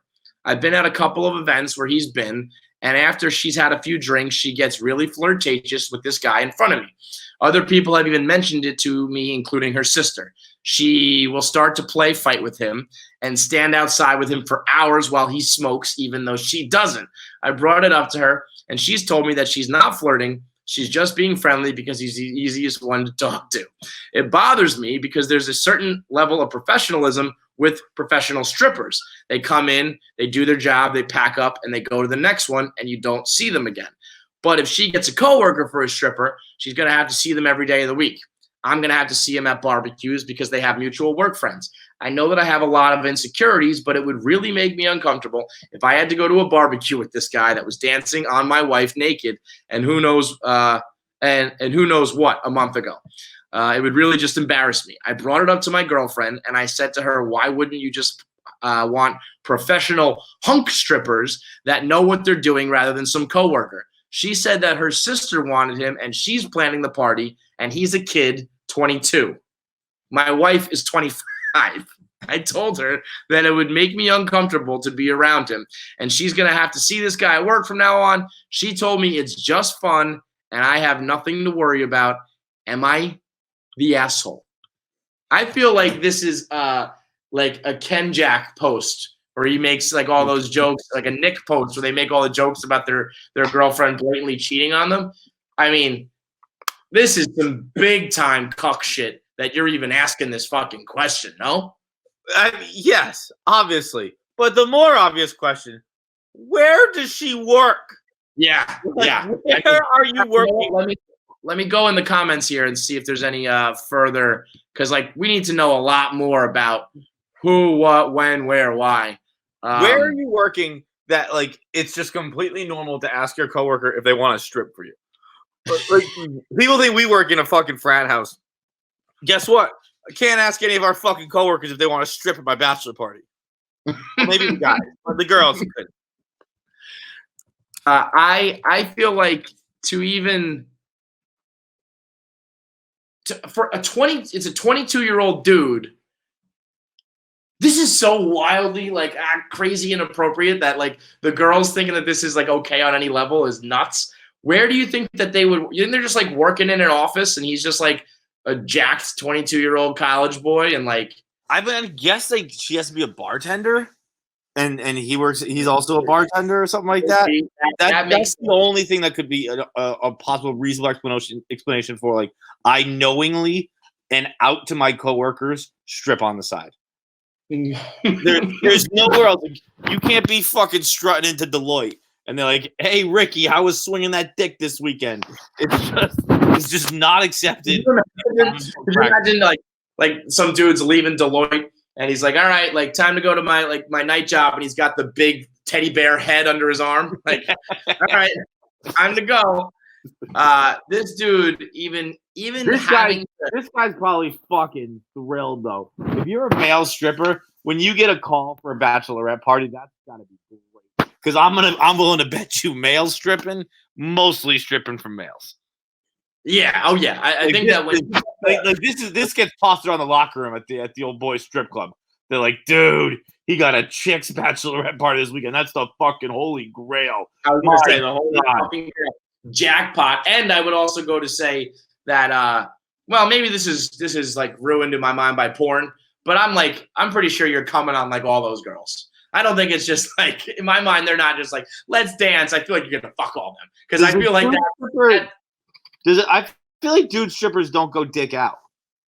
I feel like they come on with those little fucking hammocks. Yeah, they wear the banana hammocks. But I also feel like if you're really like these girls partying, planning this party, I feel like it's also going to include like a trip to the back room before you're done. I don't know if it's just like we're gonna dance to Madonna. I think it's like and then you're gonna fuck me. What she should do, she should claim that it's the sister-in-law. Like, oh, my sister-in-law has a crush on him. She wants him there. It has nothing to do with me. This is so too obvious. It's too obvious. You fucked it up. But once you start play fighting, you might as well have sex. If you're an adult who play fights with someone, dude, this is like very this is Jim and Pam in The Office when he picks her up and she's like, stop it, because that's one step away from having sex. I think play fighting is more intimate than having sex. Yeah, I think you can make that argument. I think, it's very like summer camp-esque. Like, you know what I did one time in summer camp? This is the most sexual fucking thing I've ever done. There was this girl named Anna, rocket, exotic girl, fat ass. We were in like 8th grade. And we were play fighting with ping pong paddles, slapping each other on the ass. That's sexual. Literally fights running around the ping pong table, like trying to catch each other, and I'm whacking her on the ass in the middle of fucking summer camp. I was like, that's I'm putting that one. I'm putting that on my body count. I'm adding to the list. That was sex. That's how intimate that is. Anna left the room for a second. Kevin took it too far, tied himself to the ping pong table with jump ropes. She came back in, was like, "What is happening in here? Are you ready? Let's go." Sorry, you put on time. This guy, I think, worse than the idea for the party is like we would go to a work event and she would stand outside with him for hours while you're just standing inside like a chump. I mean, come on, dude. This relationship is almost like there's been a verbal prenup that if she cheats, it's okay. Like he can't. Yeah. This guy's not allowed to get. She's told you explicitly, I'm going to have sex with this guy and probably some others. And if you've just agreed to it, it's just a verbal contract. You're in now. I think that they could go to a court of law in like the divorce trial, and I think they could play the well, what did you expect defense. I think that would stand up in the court of law. Like Your Honor, what did he expect? And they'd be like, case closed. You're right. I mean, what the fuck else did you expect? So this girl is an absolute asshole, but this dude's the asshole for letting any of this carry on and even considering allowing this. Like, if even just putting up this Reddit post, you're an asshole too. Let's do one more asshole here before we get into our voicemails. This is brought to you by Grubhub. Grubhub is saving the world right now as we are all trapped at home. You can't go out to your favorite restaurants. You can't go grab a bite, but what you can do is order from your local favorite spots, have it delivered right to your door. You keep the restaurants alive. You keep yourself alive. I mean, honestly, at what point do we just give credit to Grubhub for keeping us alive? I mean, maybe, you're at home, you got poly fights, but me, brother, if it wasn't for Grubhub, it'd be curtains. I would have just been a corpse. I'd be a rotting skeleton by now if it wasn't for Grubhub. So right now they're running a couple special promotions. First off, they have the neighborhood specials where you log in every day and you see all the specials for the local restaurants in your area where you can save money and save a restaurant. They're also doing the Grubhub Community Relief Fund where you can donate on every order to support the local restaurants and drivers. And also right now they're doing the promo code KFC Radio. When you order when you make an order of $15 or more for new diners, you get $10 off. So $10 on a $15 order is so go to the Grubhub app and enter promo code KFC Radio, and you'll get $10 off an order of $15 or more for new diners. Last one. Go ahead, Fights. Real quick. I guess there's another Daily Beast thing coming out. Okay. The guy, Robert Silverman, emailed Dave and was like, you said on your show, like, Barstool's losing millions in ad revenue. Are you willing to take like a pay cut? And Dave just responded, I know who you are, dickface. Like, Yo. His deadline's 7 Eastern, so I think it comes out tonight. Robert Silverman, right? His name is Robert Silverman? Yeah. He's an actual clown, and that will just never You will never matter ever again. Your writing does not matter. You could expose corruption and evil, and Robert Silverman could cure COVID right now. And my first thought would be, you're a clown, dude, a literal clown. When are people gonna give up, especially the clown? Like, do you think that this is some gotcha? No fucking kidding. Dave Portnoy is not gonna take a pay cut to save ad revenue from coronavirus. What? Who? Why? Is anybody else doing that? Is anybody else just saying like, all right, I don't have to make any money? No, and it says like to try to save like employees' jobs or something. It's like, bro. Yeah. I mean, well, first of all, until Barstool is like firing people left and right, I mean, yeah, we might be taking a hit on ad revenue, but I don't think we're in dire straits over here. Why would? I don't know, but I also know. I mean, like I don't think Dave should take a pay cut. I think that's Dave is working very hard. Right. That to me is one of the silliest angles, and we haven't read it yet, so maybe he has a different angle here. But to just say, hey, your company's taking a bit of a hit, are you willing to personally pay, like make up the difference? It's like every time we have a bad like quarter, is Dave supposed to pay the difference? Fucking no. Like, and if we were firing like tons of people left and right, and Dave was just like drowning in Scrooge McDuck money, even then, I don't think that's not what he's supposed to do. But until that happens, what's even the angle here? All right, we're losing a little bit of money, but nobody's lost their job. Nobody's in bad. Very strange to be asking like the only media company that isn't firing people. Like, are you going to pick up? Like, everyone's like, if he just laid off like 50 people and then was making videos of him like burning money, I still don't think that would be up to him to take a pay cut. But I could at least understand the angle of this article. Right now, as far as I know, we're okay. The fuck out of here, clown. It's ridiculous. All right, quick. One last time by the asshole. This one I get a kick out of. I feel like fights. You maybe could even. You and YP could certainly relate to this one. I feel like it's you, YP, Chaps. I think anybody who maybe has a little bit of a PP problem could perhaps relate to this one. So let me. Am I the asshole for putting my dog's wee-wee pads on the bathroom floor because my boyfriend has bad aim and keeps on missing the toilet? My boyfriend, 30, and I, 28, have been together about a year when our city implemented lockdown. I live alone. I have the nicer apartment. He has several roommates, so they're living together. Mostly it's been going well, and thankfully we both still have jobs, except in the first few weeks, I started noticing the bathroom floor was suddenly always wet around the toilet. The sink is across the room from the toilet, so it's unlikely to be the sink. At first, I thought it might be water, but soon realized that it was definitely pee. I asked my boyfriend about it nicely. He apologized and said sometimes he has bad aim. I asked him to try a little harder, and he said sure. The floor continued to be frequently spattered with piss. And a few weeks later, I confronted him about it again because I think it's pretty gross to step in his pee several times a week, and it seems like an easy thing to fix. If he misses the toilet, I think the very least he could do is make sure he wipes it up with toilet paper or a Clorox wipe. The cleaning supplies even live in the cabinet directly there. He said sure, he would try to remember to do that. Another week has come and gone, spatters of piss.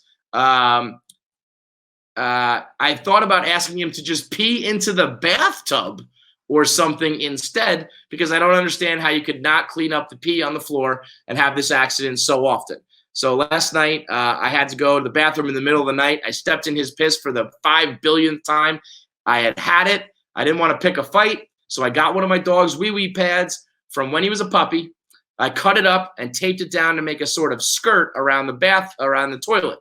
My boyfriend saw it this morning and was furious with me, saying that I'm calling him a dog, comparing him to an animal.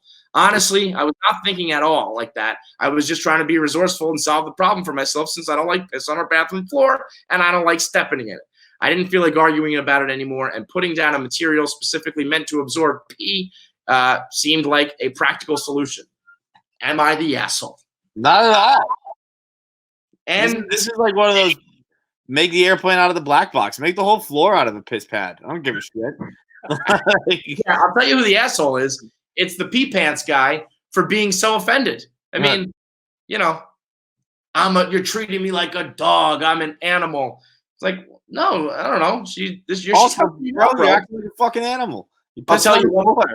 You know what the problem is? I think this is going to be counterproductive.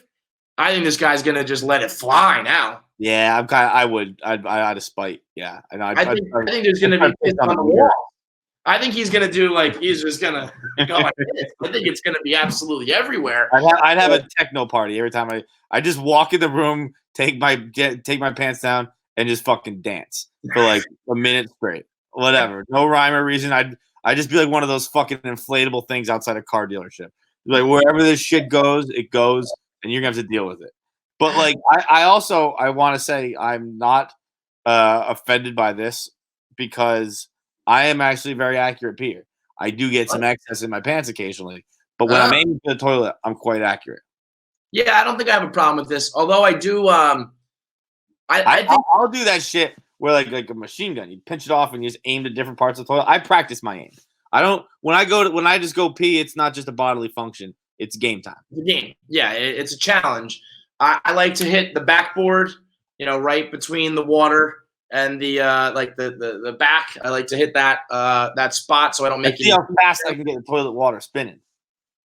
Really? Like a tornado? Yeah, like in the above ground pool when you run around. I just go on the outer rim and try to see how big a circle I can get going. By the way, that's always my argument for why above ground pools, while being white trash, are so awesome. The wave pools and the whirlpools in the above ground, it's the most fun you can have in a pool. It's great. Yeah, they're fun. Who deserves a lot more credit in this world? The man or woman who invented or came up with the idea. It's not in home bathrooms, but in public bathrooms, to cut out the front of the toilet seat. Oh, I disagree. Totally disagree. I think that lets people get lazy. Oh, I guess. Well, that's like the pee pads. It's like if you give someone an inch, they take a mile. Right, because guess what? That little part right there, covered in piss and hair all the time. If you got it on the seat, you'd wipe that shit. If you get on that little part, yeah, I've seen hairs. I've seen my share of hairs on there. And then you get there and you're sitting down and you're staring at it and you're like, oh, what the fuck? Right, but I feel like it was just a smart move that it's like, because even when you got good aim and you're in control, when it starts to, your piss starts to recede, and then you got to kind of lean a little forward. Yeah, you got to choke up on the bat a bit. You what? You got to choke up on the bat. You gotta lean into the box a bit. You gotta get that shoulder out there. You're down 0-2, buddy. You're down 0-2. You gotta do what you can to get on base. I love it. All right, let's do some voicemails. This is a monster pod right here, babe. Voicemails are brought to you by Stitch Fix. Stitch Fix right now is truly the best and arguably only way to be getting these fits off. You can't go to the store. You can't go to the mall. You can't run around shopping. But you still want your wife's inheritance for it, that's for sure. you want to still get clothes and you want to be up on the latest trends, but you can't go out and buy stuff. Just have it sent directly to you. That's what Stitch Fix does. Every single month, you get a box of several items of clothes, everything from outerwear to shirts and pants, accessories, the whole nine. And it's put together by stylists who know the latest trends. They know what you're into, based on the style profile that you create when you take a quiz over at Stitch Fix, and they'll send you this box. Now, the best part is you don't have to pick, or you don't have to keep anything in the box that you don't like. That means that if you like one item, you take one. You like all the items, you take all of them. If you don't like any of the items, you send them all back, and you don't have to pay for anything. It's one of the most convenient ways to get your clothes without having to go shopping, without having to worry about any of it. When you go to stitchfix.com and you use the promo code KFC, you will get, when you go to stitchfix.com/KFC, you'll get 25% off your whole box when you keep everything in it. So for your first order, you keep all of them, you get 25% off. And the $20 will go towards the styling fee. It's already baked in. And so you go to stitchfix.com/KFC, keep everything in your box, and get an extra 25% off when you start ordering today. What do we got, Nick? I got a question I was thinking about. And it seems like an easy question first. Probably is. Maybe is for you guys. Anyways, what is better? A good dream or a bad dream? Perfect. Well, my thinking is I'd rather have a bad dream because the bad dream ends and then you wake up and it's over. You're back in real life. You're happy that it's not a bad dream. But when you have a good dream or even a great dream, you get brought to like the absolute peak of like happiness, like live the life. And then you get dropped right back into your shitty reality. Mm-hmm. And then you feel like shit. So the good dreams. Yeah, we get it. I mean, that to me is it's a pretty philosophical question. And I think he's right. Oh, it's a bad dream for sure. Yeah. I never really had a good dream. Again, we were just talking. I can't believe we're talking about dreams again. Yeah. But like the sex dream or anything like that. I can't, I'm sure I've had one, you son of a bitch, but I can't remember one. Mm-hmm. But the bad ones are fun because it's just, you live life on the wild side a little bit. It's like going into a virtual reality thing and become, or going to Westworld. And you get to live like a bad boy for a bit. And then when TSA almost catches you because you, Hank, and PFT are smuggling drugs back from the Super Bowl, you just wake up. Just hypothetically, just like throw it off the cup. That was my dream the other day, and I told my brother about it. He's like, I think that was a memory. I'm like, I don't know.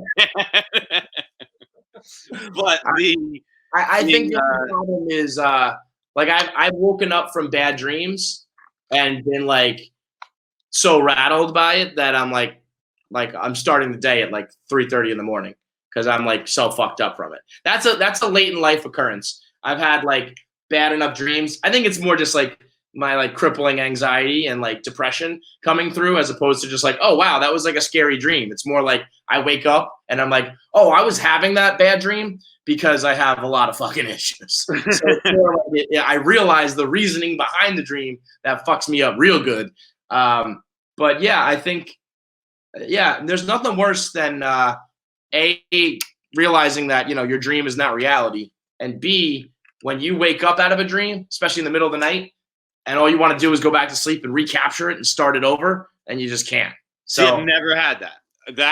I think it's fun because the bad one you wake up, A, you're up because you don't want to go back to sleep, and that's a huge issue in my life. Honestly, you can call it first world problems, you can call it whatever you want. My biggest issue in life is going back to sleep once I'm awake. It's a huge problem.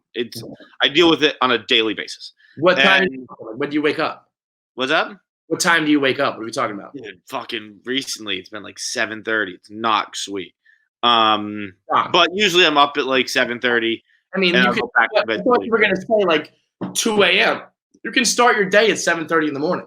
Yeah, people tell me that. I think it's bullshit. But what do I do starting at 7:30 in the morning, Kevin? I have nothing to do. Listen, when you're right, you're right. Like, yeah, sure, I could start my day at 7 a.m. I could start at 3 a.m. I'm still going to be doing nothing for a while. It's just a fact of life. And what was I going to say? Oh, yeah, so when you're up. And then also, I lost track. I'm out.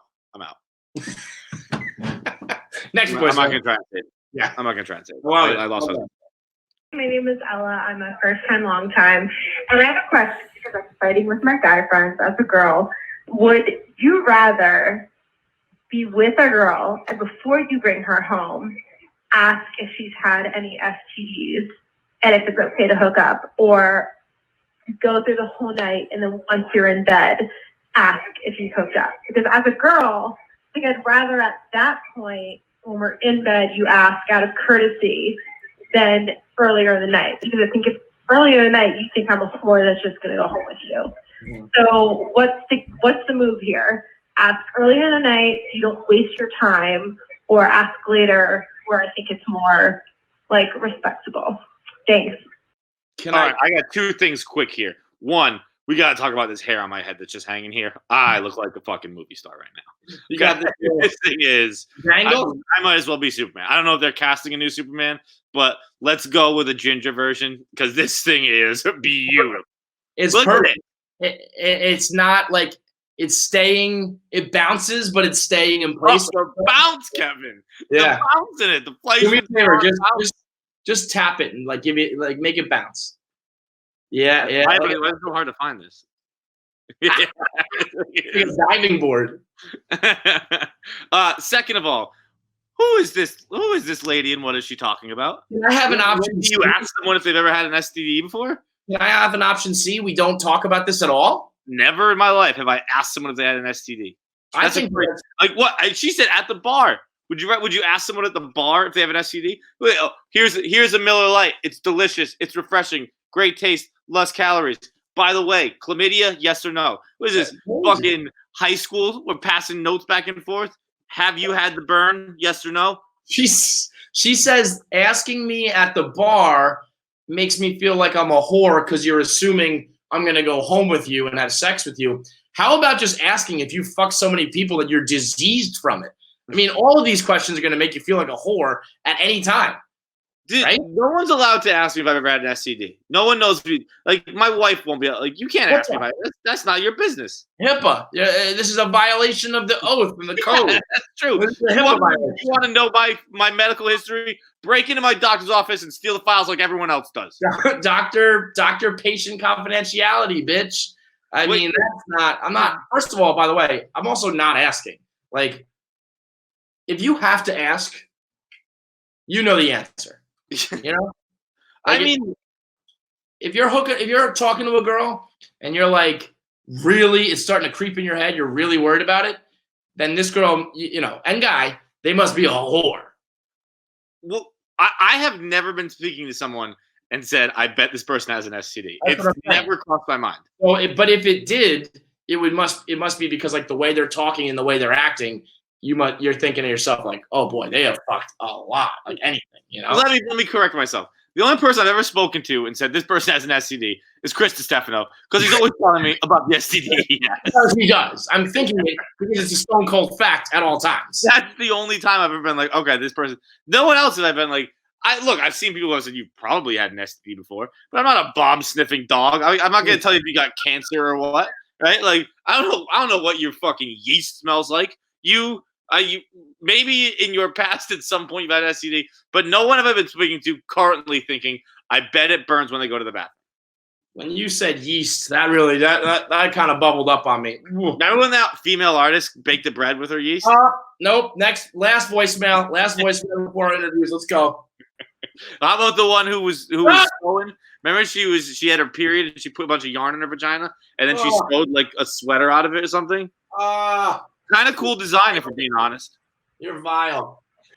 Hey, KFC fights in BC. I need some advice, and I've contemplated calling in for a bit, but after the Heather Brooks chat the other week and the callback to the Time to Booted call girl, I figured it was my time. To preface the story, I've acquired a special set of skills, and to put it quickly, I handle a shaft like Heather Brooks. Partly due in fact because I used her videos when I was younger to learn. But it's my favorite thing to do, and I take pride in my dick sucking skills. I haven't hooked up with too many guys either. I just kind of honed in my craft over the years. But with great power comes great responsibility, and I always get crazy nervous when I go to hook up with a new guy because I don't want him to think I'm a psycho if I suck the life out of him through his cock. So my question to you, would you rather a girl with my particular set of skills, A, warn you before we hook up, like a little, hey, just an FYI, I really like sucking dick, or B, be coy and then go to town and surprise the hell out of you? To be honest, I usually hook up with guy friends over new dudes because I feel comfortable with them, and they know my shtick, but I need some guidance. I need some help. Thanks, guys. First of all, quite the wordsmith here.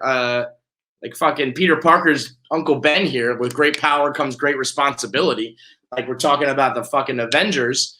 Also, quote, before I suck the life out of his cock is some aggressive vocabulary choices there. To just be casually saying that. If you say cock in like dirty talk, it's one thing. To just be talking like, so I sucked his cock, it's like, whoa, Jesus Christ. I think it's always better to, well, if you know it's a done deal, if you know you're going to hook up with this guy, and let's say you're reaching for the stars. Let's say you're trying to hook up with fucking Ryan Reynolds, and he's out of your league. I think you got to tell him up front, because you got to you got to convince him to do it. I think if it's a done deal, if it's in the bag, I think you keep it quiet and you surprise him, because that's a hell of a surprise. I think you keep it a surprise no matter what. And I'll tell you why. It's because this age, these Gen Zers, they're doing all the sexting. They're doing all the nudie pics and the dirty talking and all that nasty. And guess what? There's nothing you can say to me that I'm going to believe you.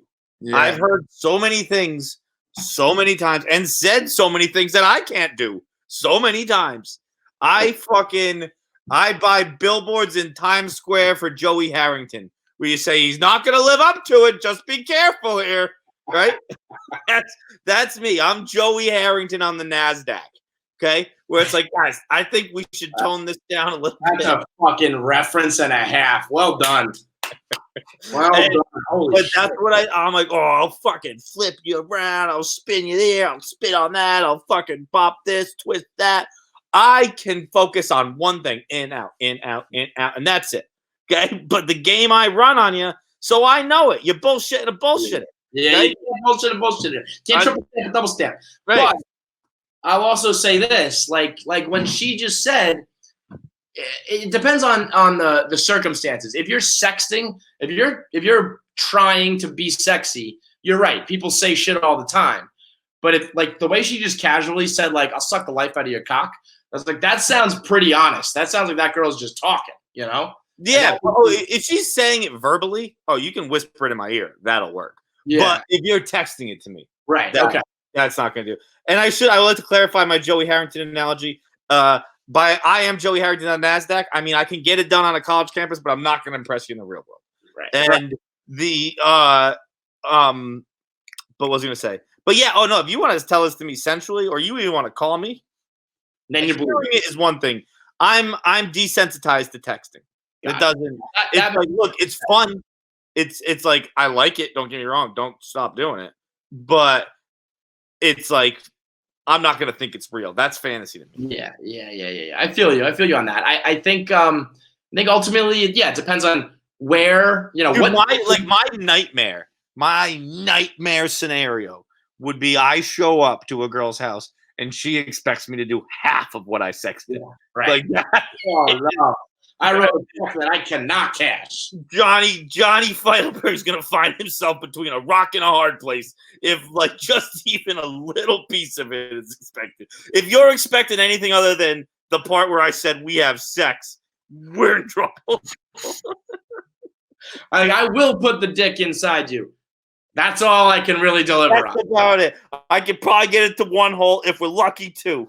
You're not getting all three of them though. That's not going down. All right, let's get into our interviews here. This is a Joe Rogan 3-hour special here. Interview number 1 is brought to you by with Patton Oswalt is brought to you by our buddies at Miller Lite. Patton Oswalt is just an absolute delight. And what a guy. What a guy, right? What a guy. Just a gentleman and a scholar. And you're going to hear a line in this interview from John Feidelberg. Like, you could tell that Patton's a scholar, and you can tell that John wanted to be a scholar as well. And he dropped the reference. I don't even know if I want to. I'm not going to spoil it. I'm just going to tell you, John brings out the big guns and drops a historical reference on your asses that clearly was like, I'm doing an interview with a very educated comedian and actor, but he's smart and he's well-spoken and well-read, and I'm going to show that I am too, sir.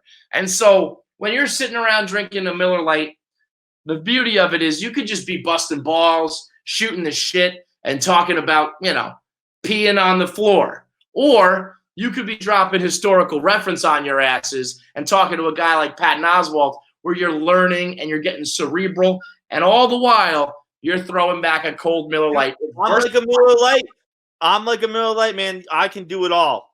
You can put me anywhere, and no one's going to go, what's that doing here? Right. It fits, everything. And that's what Miller Lite does. You can have it at the bar with your buddies. You can sit down and have it with, the CEO of your company. You can drink a Miller Lite. It can be at the keg party. It can be, when you're a distinguished old man and you're having a beer with, a reunion with your friend. Miller Lite, most versatile beer on the market because you can have it for your party, but you're also not going to get too heavy. You can share a laugh over it. You can share a cry over it. It's 12 per 12 ounces. Only 3.2 carbs and 96 calories. It's brewed in Milwaukee, Wisconsin, so it is the real deal, Holyfield. Please celebrate responsibly with that Miller Lite, and make sure you enjoy this interview. And listen for that reference. You're gonna know when it happens. And oh boy, is it a doozy! What's up, man? Hi. What's up, Pat? How you doing, man? How you doing, guys? I'm doing well. What's that background there? We got some birdies behind you? Yeah, it's like this nice little, we have this really cool wallpaper in the dining room, and my wife pointed out, we went on a Zoom date with some friends, had drinks. She's like, oh, this background looks amazing. So this has become like our default. We just kind of put stuff on the dining room table. Because this is the nicest. That's the nicest wall we have in the house. We're just going to steal it and use it. I like it. We appreciate the time. We got Patton Oswalt back on KFC Radio. I'm a little disappointed. I thought we were going to be quarantine brothers here. I thought you were doing the quarantine challenge. Looking good. I grew that thing for a month, and it got to the point it was so itchy. It really was. Look, you guys kind of grow like nice, luxurious artist beards. I grew this weird redneck, like moonshiner beard. It was all like uneven and scratchy. It was just, I hated it so much. I'm like, please let me shave it. And my wife's like, okay, go ahead and shave it. And then my wife cut my hair and did an amazing job. Look at that. Oh, wow. That's her handiwork, huh? That is hers. And she nailed it. Wow, that is. I mean, I've been kind of making fun of a lot of the guys in quarantine who, after like 5 days, were like, oh, what am I going to do? I can't take this anymore. It's like, dude, you missed like one haircut so far. Calm down. And but also, if you're freaking out after 5 days, you go 2 weeks without a haircut in the regular world. Why are you freaking out right now? That and the guys who were like, oh man, I can't get laid. I'm like, you've been on a 6-month dry spell. What's wrong? What's the difference now? Get out of here. Don't throw COVID B under the bus for your lack of game. The hair stuff too is funny too, because it was always coming from the people who complained about their hair getting too long. You could almost, to a person, it would be someone who would like make a joke like, oh, ladies in their hair. And then 2 weeks inside, and it's like, what am I going to do? I got hair coming over my ears. Like, so what? Put it back. Yeah, who cares? Who cares? My God. You're not going outside. It doesn't matter. It's fine. Yeah. Don't start. If this is how you are after 5 days, you're going to be eating your roommates in 2 weeks. So maybe calm down. Right. Lord of the Flies coming up. So you got a new stand-up special coming, which I think is great. If there's any sort of silver lining for this whole fiasco, it's that if you are a performer and you got a stand-up out, there's going to be a lot of people looking to be entertained, and you are the next man up providing that entertainment. So that's good. It's bittersweet. It's like, well, yes, there's going to be I would love to have a huge audience for my stand-up. I don't want it this way. Like, it's not worth having a big crowd with the future of civilization and the balance. That's not worth it. Trust me. I'm happy. I wish it wasn't happening this way. When they use the term captive audience, they don't usually mean like we are truly captured by this disease. But yeah, exactly. It is what it is. And you don't think Cicero was thrilled to have everyone in the streets? Cicero! Look at you with the Cicero reference. Let's go! Time brings out the best in me, baby. Damn, dude. Honestly, honestly, you know what, John? If you want to just check out, just go out on a high note, leave me out for the rest of the interview. Victory lap. Like Cicero said in the Now, do you guys live in the same city? Where you guys are both in LA, right? No. I'm a New York guy, and John's up in Boston. I'm in New York usually, but I came back I'm at my parents' house. Our nice. headquarters, Barstool's offices are in New York. But yeah, we're actually West Coast is we it's a problem actually. We probably need to get more of a presence out there, but we don't have any West Coast really. But are the offices like? Can you physically go into the Barstool offices, or those are closed and it's all being done remote? There's a couple guys who live nearby who will pop into the studio and use it, but officially we are shut down and everyone's working from home.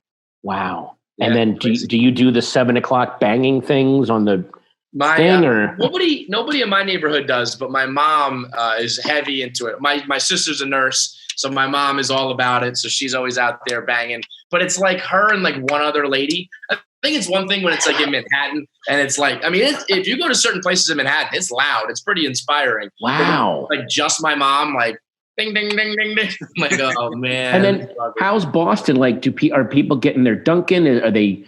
Is it all like drive-through, or how are they getting that? I'm not in Boston, but my parents live like about half hour south, 40 minutes south. Oh, okay. But I think my dad's a Cumberland's Farm coffee guy. He has stopped going to Cumbies because it's too communal. So now he's on the Dunkin' Donuts trip. Boston runs on Dunkin', and COVID's not stopping that for sure.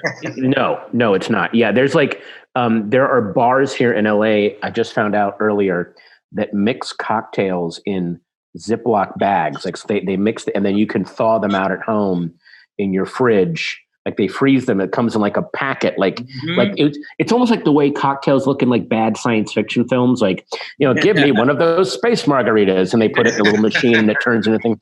But they're like apparently becoming all the rage. People going to picking up these like frozen cubes and then thawing them out in the fridge and having a cocktail. It has been very interesting to see that from a consumer standpoint or from a business standpoint, where it's the reason they're having to get so new and invent new things to sell is a sad reason, but it's cool to see people trying new different things. Like I had a buddy in Chicago who lives there, basically right next door to one of Chicago's nicest steakhouses. I forget which it is, but they were selling all their meats uncooked for like market price. So you could get like the finest cuts in Chicago, and he'd go pick them up for like $20 and he'd cook up the steak by himself. I was like, that's pretty sick. And they were also selling their bar with like their full bottles at market price for that too. So you could get a nice bottle of whiskey with it. I'd be so paranoid about buying an amazing cut of steak and then screwing it up at home. Like I brought home this amazing filet cut and then it just burned it. I'm like, oh God, no. You what kind of how do you cook your meat? How do you cook your steak? I like it. I don't like it well done, but I like what's it medium well. Medium. I like the pink tinge, but I like a medium well. I mean, the really good steakhouses, if you go to like Omaha Prime and stuff like that, they just flat out will tell you, we're not making anything well done. You're not getting any well done steak. Not allowed. We'll maybe do medium well, but that's it. I get some dirty looks for just medium. Does anybody give you a hard time at medium well? Yeah. I mean, I remember I got, again, going back to Omaha Prime, which is a great steakhouse, but they were like, it's okay. And then they brought it out. It was medium, and it was still delicious. I'm just so paranoid about. You know what you should do is put some ketchup on it too. They'll love that. Just watch their head explode. So the new stand-up is, like we said, people are itching for the content, and I feel like stand-up, once you become like an established actor, is what is that like? I mean, do you view yourself as a stand-up? Are you an actor who's going back to an earlier craft? Have you always just considered yourself a comedian?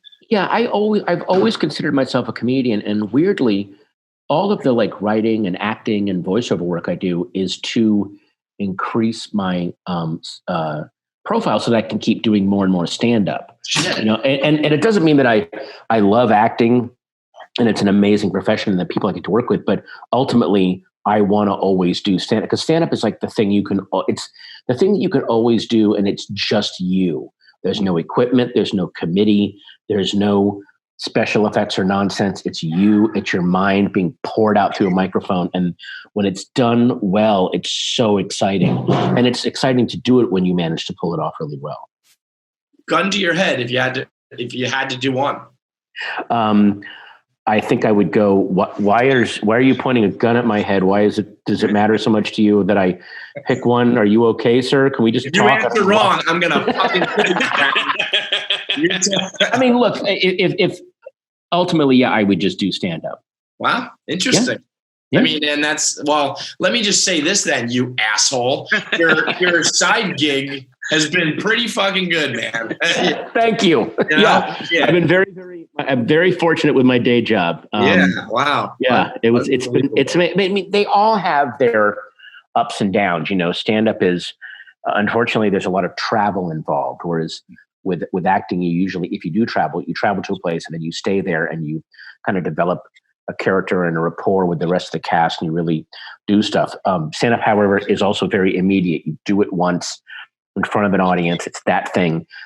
Acting, it's very, very creative, but you often have to repeat things 10, 11, 12 times to keep it fresh every time. And that can really, so there's any creative pursuit, there's advantages and disadvantages. And I just try to revel in the fun parts and go, okay, that's this quote unquote bad part is part of getting me to the fun. So I'm really not going to complain about it. Now I have a question. Oh, why do you love everything? Because that's what the title of this new stand-up is I love everything. Why? I think it's because after Annihilation and after all of the darkness I was in and all of that just kind of despair, coming out of it, kind of, falling in love and just being back into the sunlight, you just really reappreciate that, oh, I love everything. At its base, I love everything. I still get mad about stuff. I still get frustrated with stuff. But at its base, and also it's my way of saying, I'm 50 now. When you're 50, it's hard to just hate stuff. As you get older and older, you're like, oh, unfortunately, I'm understanding more and more why people act the way they do or why this is a certain way. So even though the action or the thing might be evil or bad, I know that it's coming from either someone who's damaged or someone who was mistreated and is lashing out at the world. So it's hard to truly, truly hate something. Well, Patton, you really took the wind out of my sail with that answer. It's a great answer. I'm sorry. I didn't mean to bum you out. I was ready to be like, things stink. What is wrong with it? Like, no, you found the beauty in life. Okay. That's gorgeous. No, but by the way, you can still say that things stink, or you can still say you hate something, but you can also go, but I know where this thing is coming from. Look, you young Padawans are not there yet. Enjoy your youth, enjoy your health and your hatred. When you get to my age, ass is falling out, you will learn to embrace love. I like that. Enjoy your hatred while it lasts, because eventually you're going to have empathy and you're going to have understanding. Because it is also, it's not like that's not the stereotypical comedian is someone who it's usually, I think when you think of a stereotypical comedian, it's an old guy on stage yelling, right? Yeah. It's not the guy going there, I love everything. If you think about it though, a lot of the best comedies and a lot of the best comedy bits come from, not from someone going, I hate this thing and it's stupid, and they point out what's stupid about it. It's someone going, I love this thing so much, but why does it have this stupid stuff in it? So like my bits about Star Wars, I don't hate Star Wars. I love it, but why are these things in it that drive me crazy? And, if you look at, I always use Mel Brooks as a great illustration where his early movies, The Producers, The 12 Chairs, Blazing Saddles, Young Frankenstein, those were all movies he made about things he deeply, deeply loved. He was a huge Western fan and had to reconcile I love these movies, and there's a lot of fucking racism in these things. Like, why do I love something that's so racist when I don't like racism? And Young Frankenstein, he loved Frankenstein, but there's some stupid stuff in those movies. And that's where you see the stuff that you can really make fun of, is when you really love something. I mean, I think that movie Cabin in the Woods is a brilliant Monty Python movie, because it's Joss Whedon going, I love all these 80s slasher movies, and they're so misogynistic and they're so anti-woman. Why do I love them all so much? How can I reconcile this? And he makes this brilliant. You guys see Cabin in the Woods? Yep. I don't think I've seen that one. Oh, I don't want to spoil it. Is Hemsworth in that one? Who? Is there a Hemsworth in that? Yes, there is a Hemsworth in that. Okay, I think I have seen it then. Yes, okay. Yeah, but that's his way of struggling with, why do I love this thing that has so many problems with it? Look, I'm sure you guys, one of my favorite documentary series is 30 for 30 on ESPN. I've seen every one of those episodes. And every one of those episodes is about something in sports that people love. But why is this so crazy? There's something, the one about Reggie Miller is like, yes, he was a great player, but he also drove the New York Knicks crazy and everybody hated him. So why was it like, that's where all that stuff comes from. Sports fans, you guys must have a favorite team that does things that drive you insane, right? Fucking thinks I am a Mets, Knicks, Jets fan. It is as bleak as it gets as far as, it's not just wins and losses. It's PR debacles and you're embarrassing yourselves and you're Yeah. I mean, it's actually, I also, are you a sports fan? I mean, you watch 30 for 30s, but are you because I'm hoping that as you get older, as I've gotten older, I've definitely have a new perspective on sports. Basically what I'm trying to say is I hope that I get to the point where I just say, I'm not fucking doing this anymore. It brings me so much angst. I don't watch sports week to week, but I love the drama of documentaries about sports and of the whole Ali documentary on HBO was incredible. I mean, the personalities behind it, because they're operating at such a high level of the human experience that most of us will never live. I mean, other people like rock stars are crazy and comedians are crazy. They do not approach the level of crazy that athletes not only do they approach, but they have to be that crazy to be champions. Like you have to, if you don't believe that you're at least a demigod, you're probably not going to succeed. Right. You have to embrace some craziness or you're not going to make it out there. And if you don't embrace it, you're a demigod, you are. I genuinely believe they're not of our species. The things professional athletes can do just don't make sense. You are something more advanced than I am. That's what I love when people try to, critique or argue and you compare it to my favorite thing is when guys call in like, I don't get a day off of my job at the factory. Why does he get to take a day off at the best? It's like, Joe, you don't get to compare yourself to LeBron James. Okay. It's not how it works. Yeah. And also you're not doing a job that you have the tiniest window to actually succeed and do it before your body completely shuts down, because they've decided, like I run my body like a 1980s Honda Civic. It just putters along and it'll go for years and years and years. They are driving their bodies like a Formula One racer, not a new one, like from the 60s where you took her on the track 5 times and the wheels just melted. Like they literally just melted. Yeah. But they're like, I'm going to destroy my body to do this thing. There's a great Andre Agassi's autobiography. Have you read that? It's called Open. No, I haven't read it, but he's a character. He's an interesting dude. There's a chapter where he describes this championship that he won, and he's like, he was going against someone younger. It might have been, I forgot who he was playing against, but he was like, I'm older.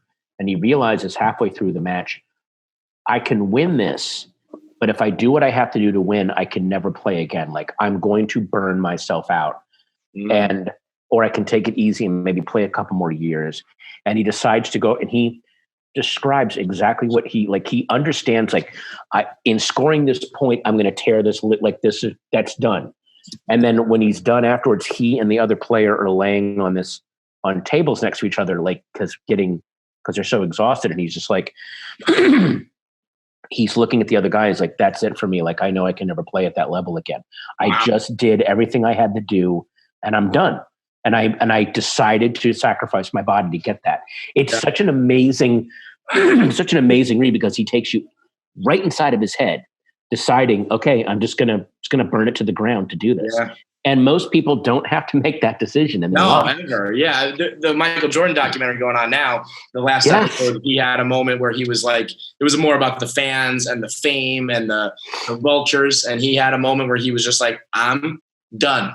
And it was so real and so genuine that he was just like, I am absolutely sick of it. And you're right. Nobody can really relate to that stuff. It's so foreign. I just saw another one of your tweets here to switch gears. Sorry. The HBO documentary that'll be coming out in June. Yes. Regarding the Golden State Killer and all the work that Michelle did has got to be, a culmination for you and for her that not many other people can relate to either. That's pretty fascinating, pretty amazing stuff. Yeah, I mean, it's more on this documentarian Liz Garbus who approached me about, let's do this as a limited series, 6-episode documentary series. And so I was the exec producer. I'm, supervising the rough cuts and all the material and stuff, but she put together the retelling of the story in flashback, not just Michelle's story, but the story of the case and the story of the case being solved and the victims and the criminals. The homicide detectives that had to, a lot of which, dedicated 30 years to this and didn't capture him. And that also really, I don't think people understand the kind of psychological risks that law enforcement people put themselves in going, okay, I'm going to go down this road with this case for a few months. And if I hit a wall, I've given that guy 3 months head start. Yeah. And that can really eat away at people psychically. Right. And she really gets at that. I've always thought about that in cop shows where just like they just go home at night, and I'm like, that's crazy. Like, I was watching Mindhunter recently, and it's like, all right, we didn't in the night, like we just go home. And I'm like, how you change gears like that? How you separate yourself? You're like, okay, I will get back to it in the morning. I mean, it's just typical bodily functions you need to do. You need to eat, you need to sleep. Yeah. But the strain of like separating yourself from that story must be impossible. And you seeing the depths that humanity is willing to go to, and then having to come back and have a cookout with the family and your friends as if the world is normal. But you know what's lurking just at the edge of the woods all the time like that. How do you reconcile moving around in the world like that? Or your neighbor at that barbecue is complaining about some nonsense, and it's like, yeah, okay, but by the way, people are being tied up and murdered. It's like, who cares about your boss giving you a hard time at the office, Jim? Like, give me a break. I still remember when I was in college, I went and saw that movie Silence of the Lambs. I saw it with my then girlfriend, and her mom came along with us for some reason. She said, I want to see this movie. Whoa. Yeah. But all I remember is we walked out, the movie was done, and we're all just shaken up and like, oh my God. And we're walking around like, that movie was intense. And then her mom went, I know, that man had a ring through his nipple. Like, that's what. That's your takeaway? And I was like, I think he was making clothing out of people, but okay, yeah. So that's the exact takeaway I would think of someone going to the movies with their college daughter. Like, yeah. That hippie was disgusting. Oh my God. So yeah, that kind of like, just different perspectives on things. Yeah. Right? Get back to like what might seem like entertainment or what might seem like a job to you, to someone else, it gets them really deeply and it can haunt them. And that's a risk when you go into those pursuits. Well, and that's why it's so fascinating that they were able to solve this one. I mean, after it seemed like such a cold case, and I know true crime has been such it's like been around, probably since day one of storytelling. Yeah.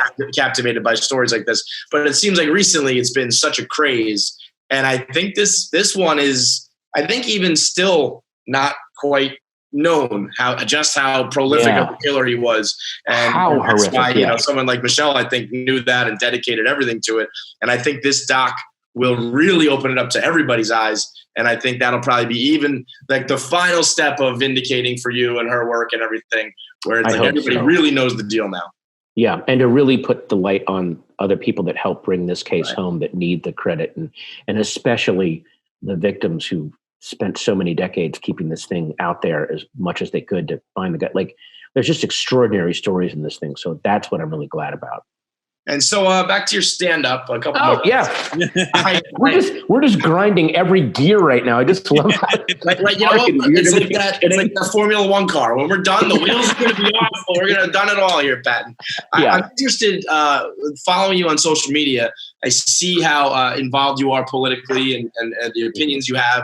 And I feel like when you get as deep as you do into those topics, is it hard to not incorporate it into your stand-up act, or do you incorporate it into the act? Are you ever cautious about it, or how do you put that on and off? In this next special, I even do a bit about not having any Trump bits because it's such an extraordinary time in that we live in a reality that it trumps any attempt to, no pun intended. We live in a reality that just defeats any attempt that you have to satirize it. How do you satirize this? How do you top what is coming out every single day in terms of the absurdity and the craziness of it? I just feel like, and I talk about that. Just like everyone that told me you comedian's going to be Christmas every day if you get selected, I've never felt more useless in a profession of everyone's watching the same craziness, and then you walk up and go, "You guys want to hear a bit that I wrote about this?" You're like, "No, we're watching it. We're good. You can take a break. We can all see this, dude." Even people. So, I mean, you think it's just like a fact is stranger than fiction sort of thing with him, where it's like I say him. I just mean the world in general too. Yeah. I think he's just a symptom of the craziness we're in right now. I don't think it's just him. There's a lot of craziness that all is coming together right now. When we've been closer to the brink than we are now as a country, but I think we'll get through this. But it's even weird how like his supporters, except for the few that get really angry and you're still your president, even they, as much as they support him, are just like, if I do a joke, they're like, it's not as crazy as what he just did. Like, I know what you're trying to do, but you didn't. You got to top my guy. You haven't topped him. Like, they can only get so offended because they're like, well, you are just kind of repeating back what he said. I mean, if you're not going to write a joke, don't bother. It's interesting too, though, from a comics point of view, politics aside.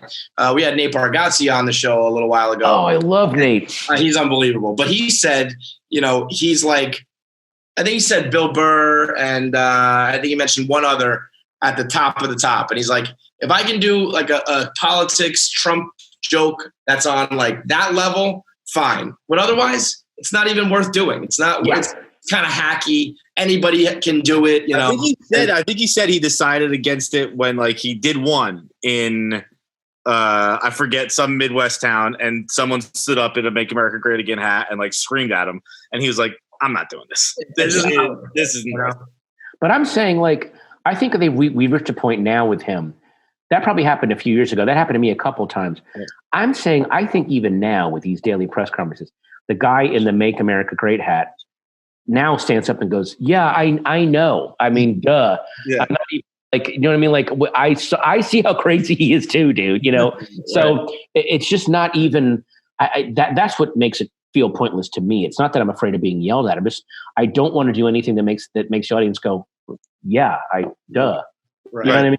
You don't want to do that. I feel like Trump jokes are a lot like Westworld this season. I don't know how many people watched Westworld, but there were a lot of parts where like there was, there was a great writing there, right? It was all there, and then the reveal happened, and you went, "Yeah, I know." You guys, every now and then is there anything? There's a couple of films where they do the big reveal, and you got to go, "Well, we saw that."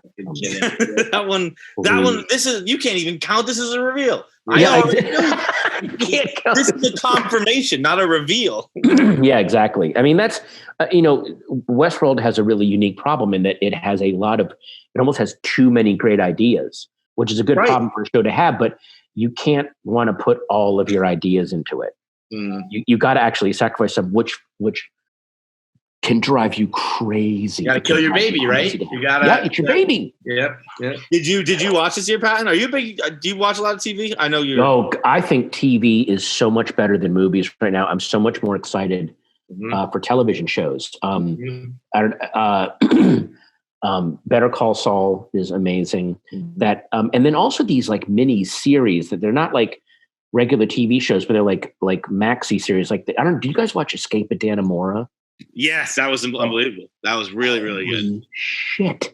The stuff that they're doing. There was an interview with that guy, Chris McQuarrie, who does the Mission Impossible films with Tom Cruise. And, they do these insane stunts where Tom actually jumps out of a friggin' airplane and another guy jumps out with him and films it. People are like, "Why are you doing this?" And he said, because the stuff that's happening on TV right now is so much more exciting than what's going on in films. And if these kids are watching Fargo and Game of Thrones and Legion and Hannibal, we've got to top those shows, or they shouldn't come see these movies. They have every right to stay home because the stuff that's happening on TV right now is so much better.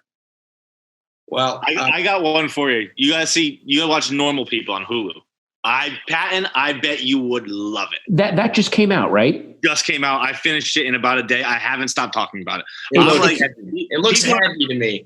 People are like cheering on healthcare workers at 7:00. I'm like, everyone, Wyatt, I gotta tell you about Normal People. It's set in Ireland, right? Well, I'm sorry? Is it set in Ireland? Ireland, yes, sir. Okay, yeah. I've been hearing really good things.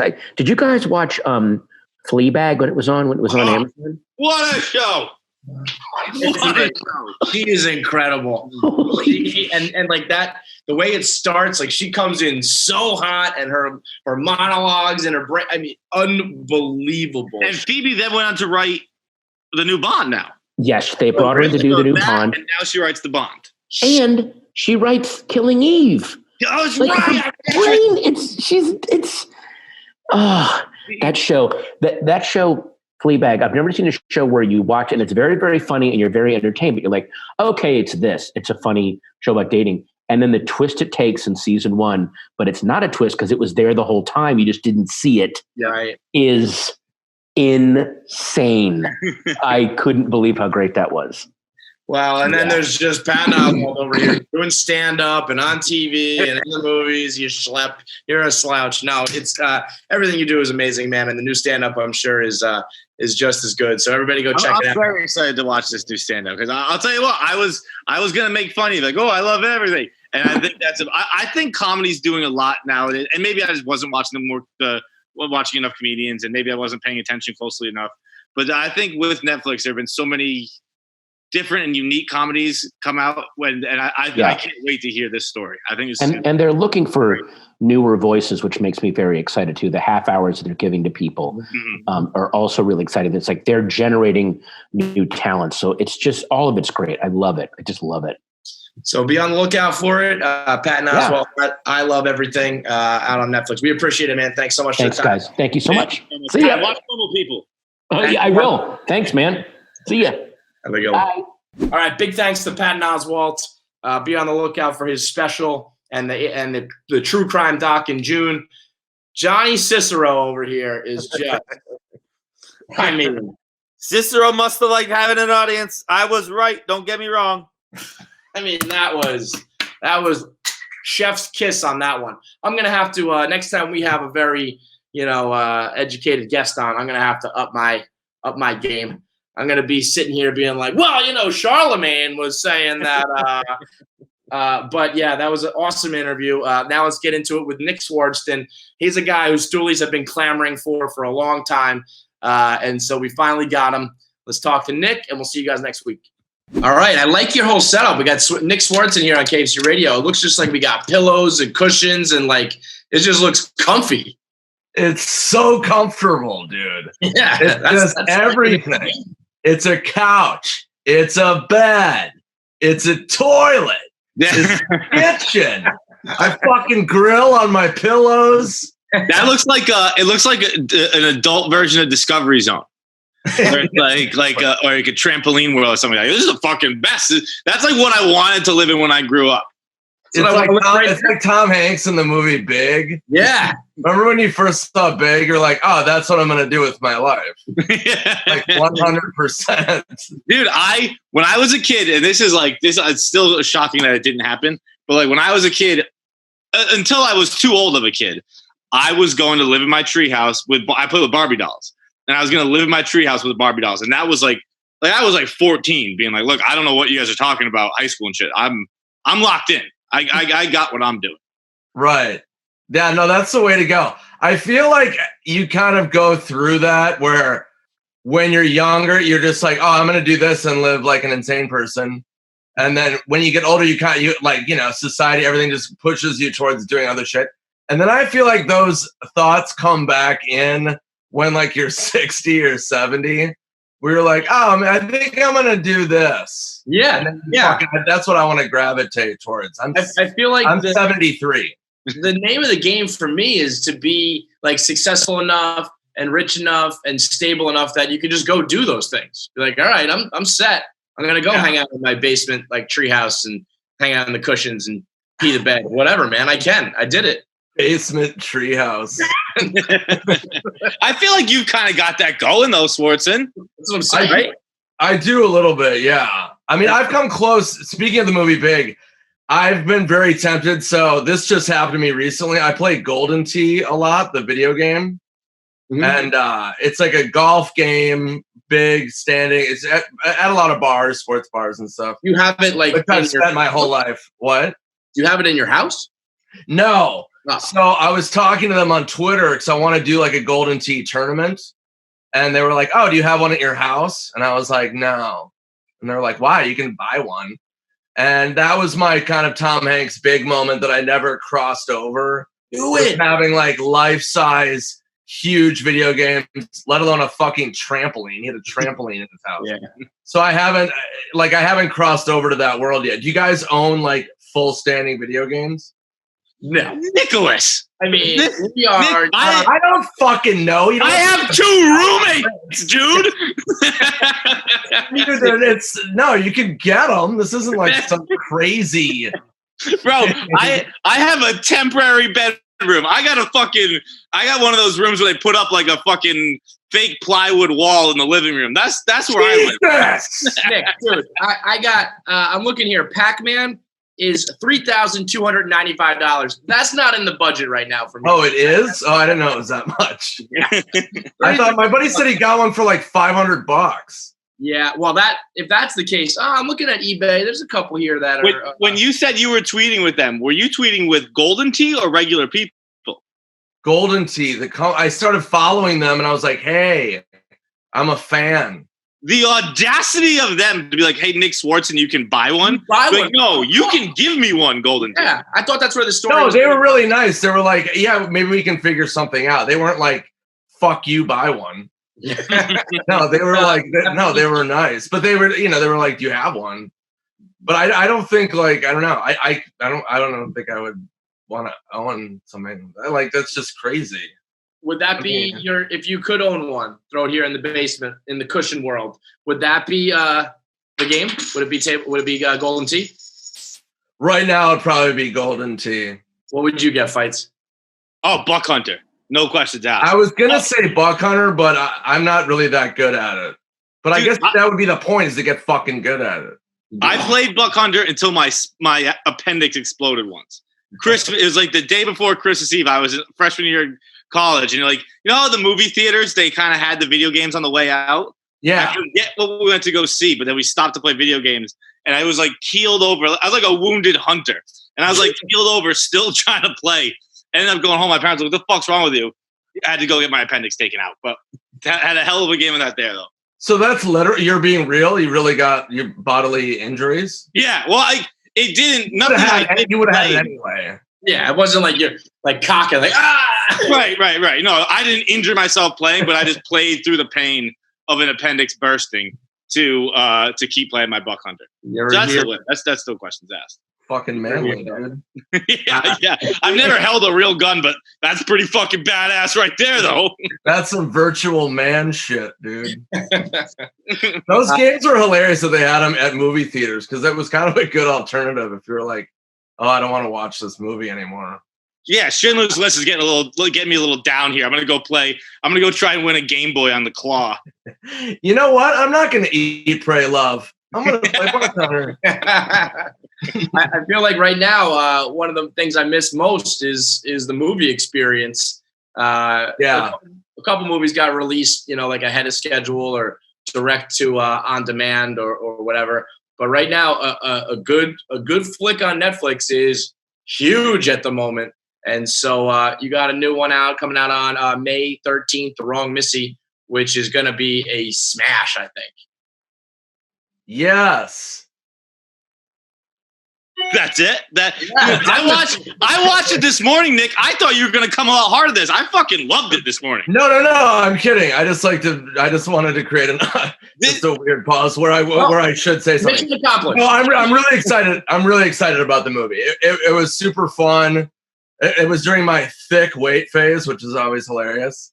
And I fucking, it's a great cast. Spade, Schneider, Jackie Sandler, Lauren Lapkus is amazing. Mm-hmm. She plays Misty. She's incredible. It's a great movie. It's a perfect movie for right now too. It's a rated R romantic comedy. What did you would have been a hit no matter what? But given the circumstances right now, I think it's just right up everyone's alley. Like, not light, easy, fun. It's just going to be perfect for the times. Yeah, I'm glad you guys liked it. What was that? That's what I was saying earlier too. When I was like, you're kind of in that spot where it's like you want to be whatever you are when you're a kid. Like, when was the last time you guys filmed a movie anywhere but a fucking beautiful location? This one was what? Hawaii, right? Yeah, it was in Hawaii. Yeah, you happy Madison sons of bitches. You guys got it made. Figured it out. Dude, I didn't want to film there. I was like, what about Des Moines?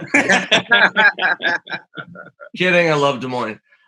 Yeah, no, it's pretty hilarious. Sandler, I think the first thing he shot there, I mean, he's not in the movie, so we just lucked out. But I think the first thing he shot there was maybe 50 First Dates. Mm-hmm. And then he just tried to go back as much as he could. If it made sense to the story.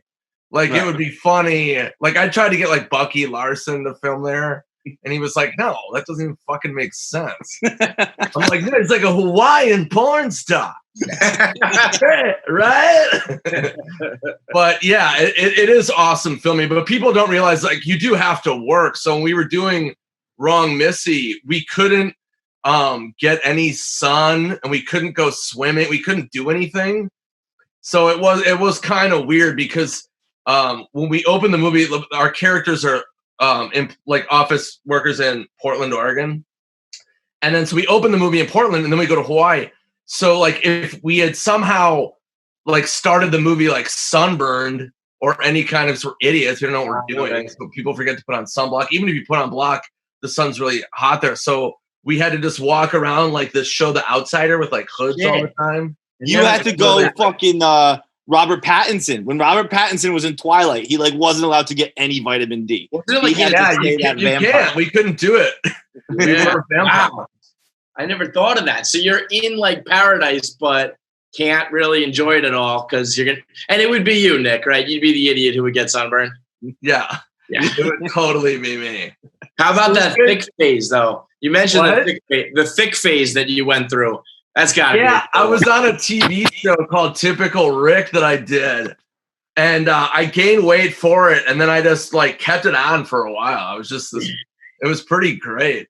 I would drink and eat whatever I wanted. And like for you, you can be like, oh, it's for work. You know, for the rest of us, it's just like, well, I'm just fucking getting fat. I have no self-discipline. You can be like, hey, no. Professional over here. Respect the craft. Yeah, totally. The only catch is that you're on camera for the whole time. So it's like, you have to see yourself. Like, I'll see a movie where I'm like, oh, God. And I'll just catch myself. And the camera adds 10 more pounds. So you're like, oh, God, I'm a fucking Star Wars character in this film. Did you about romance? Did you do anything intense to do that? Like when McElhaney gained for Mac and all that was fucking insane. I think he said he drank a gallon of vanilla ice cream every morning or something like that, or maybe every night before bed. Did you do anything crazy for that, or just kind of?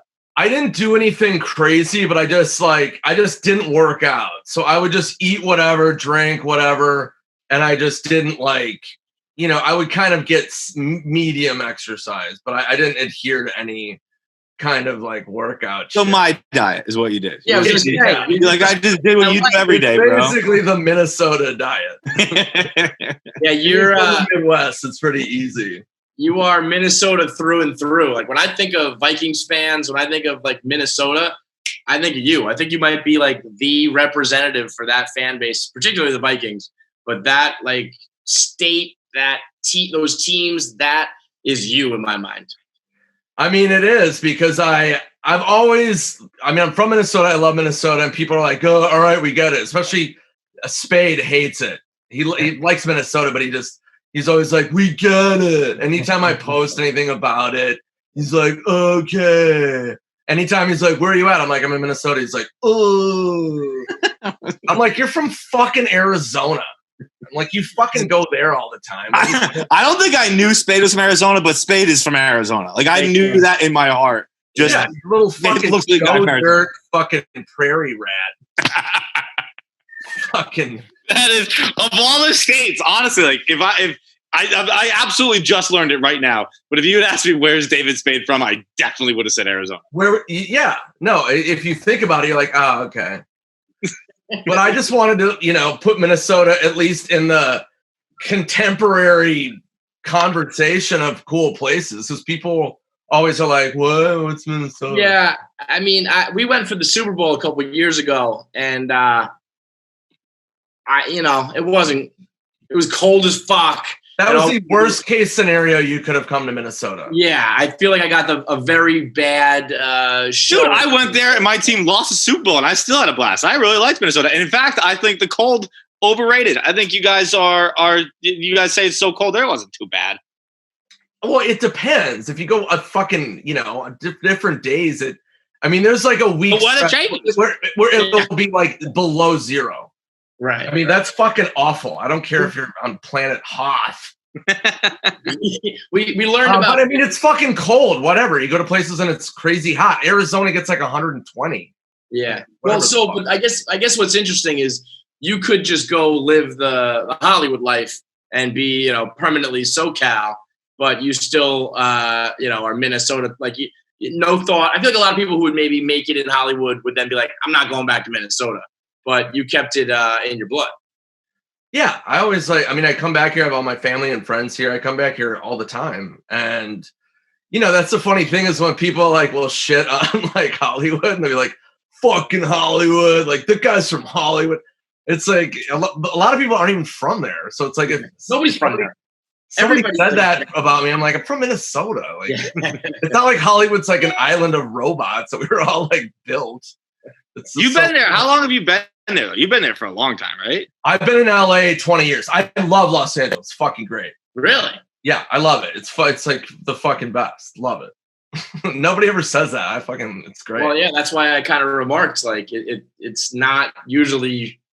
It's either like, yeah, that's where I work and I'm happy to be a movie star, or people are like sick of it. But to love it is pretty rare, actually. Yeah, I think it's a blast. Well, I also think you're living. I mean, the Happy Madison life, getting plugged in with a guy like Sandler, doing the movies you guys do, the locations you do it in, the type of movies you do. I mean, it's fucking awesome. You hit the jackpot. You are. I would love to live your life, Nick Swardson. Oh, thank you. Do you think? Should I give you one of my pillows? Please, anything. Just give me a shred of you. Yeah, but I mean, even with that, even when I was living there, without Happy Madison or anything, I still loved it. It was just great. I mean, I don't live in a mansion. I don't have a pool. I don't like run around with Adam Sandler in a bathing suit all day, like throwing money. Like, I mean, I don't have a car. I mean, I fucking walk around. You don't have a car or a pool, and you're chirping me for having a transition bedroom? Come on. Wait a minute. Chirp you. I thought it was like impossible to not have a car in LA. You just take Ubers everywhere? I made it fucking possible. No, you know what I do? I walk. Oh, can I chirp you about that? Have you ever fucking walked? You fucking chirp. Yeah, I use my fucking legs. They're robot legs that I paid $1 billion for from Sandler's pocket, but they're fucking legs. So we are on a quest here to get somebody to tell me a story about a time that Adam Sandler was not the fucking best. I mean, certain guys like him and like The Rock and other guys that, I mean, every person I've ever heard from, they've never said a bad word about him. Is there a bad story about Adam Sandler? I want you to torpedo your friend here. I want you to sewer him and tell me a bad story about Adam Sandler. Can you do it? God, that's tricky. I mean, bad in like what sense? I mean, I don't know. That's honestly, and I'm not like a company man where I'm like, I mean, no, he's phenomenal all the time. We're just like He's just like not. I mean, that's one reason me and him became friends is because we're just like regular guys that are happy about our, where we are. I never taken it for granted. He doesn't take it for granted. You know what I mean? There's never been like a Hollywood moment of like, hey, do you know who I am type of shit. You know what I mean? It's like just being respectful to people. And, I can't honestly think I'm trying to, I mean, even things where even things where he could have gotten mad, he didn't. Like, I remember I elbowed him in the face one time. Do tell. Continue. We were shooting a movie, and so what Adam likes to do is play basketball. Right. That's how he gets his exercise, because he fucking hates like gym shit. You know what I mean? Mm-hmm. So he it's like, let's play hoop, and I'm like, okay, it's just me and him, and we're filming, So I was always wary about playing one-on-one with him when we're filming, because if anything happens, you know what I mean? Like, you're fucked.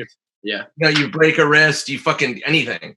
Mm-hmm. So we're playing aggressive. So he plays really hard. Like, you don't think that he would. So I wasn't sure if he was being cocky, like, so he can get away with like certain elbows and jabs and stuff. And so he was playing me really hard. And I was like, you know what? I'm not going to fucking fall in line with this shit. And let's try to get this fucking, oh, you want to post up on me, guy? Okay. Go for it. Want to dance? Minnesota, not known for basketball so much. Now watch this. And we just got at it. He pushed into me, and I just went up and went, Kaka! Right on his fucking forehead.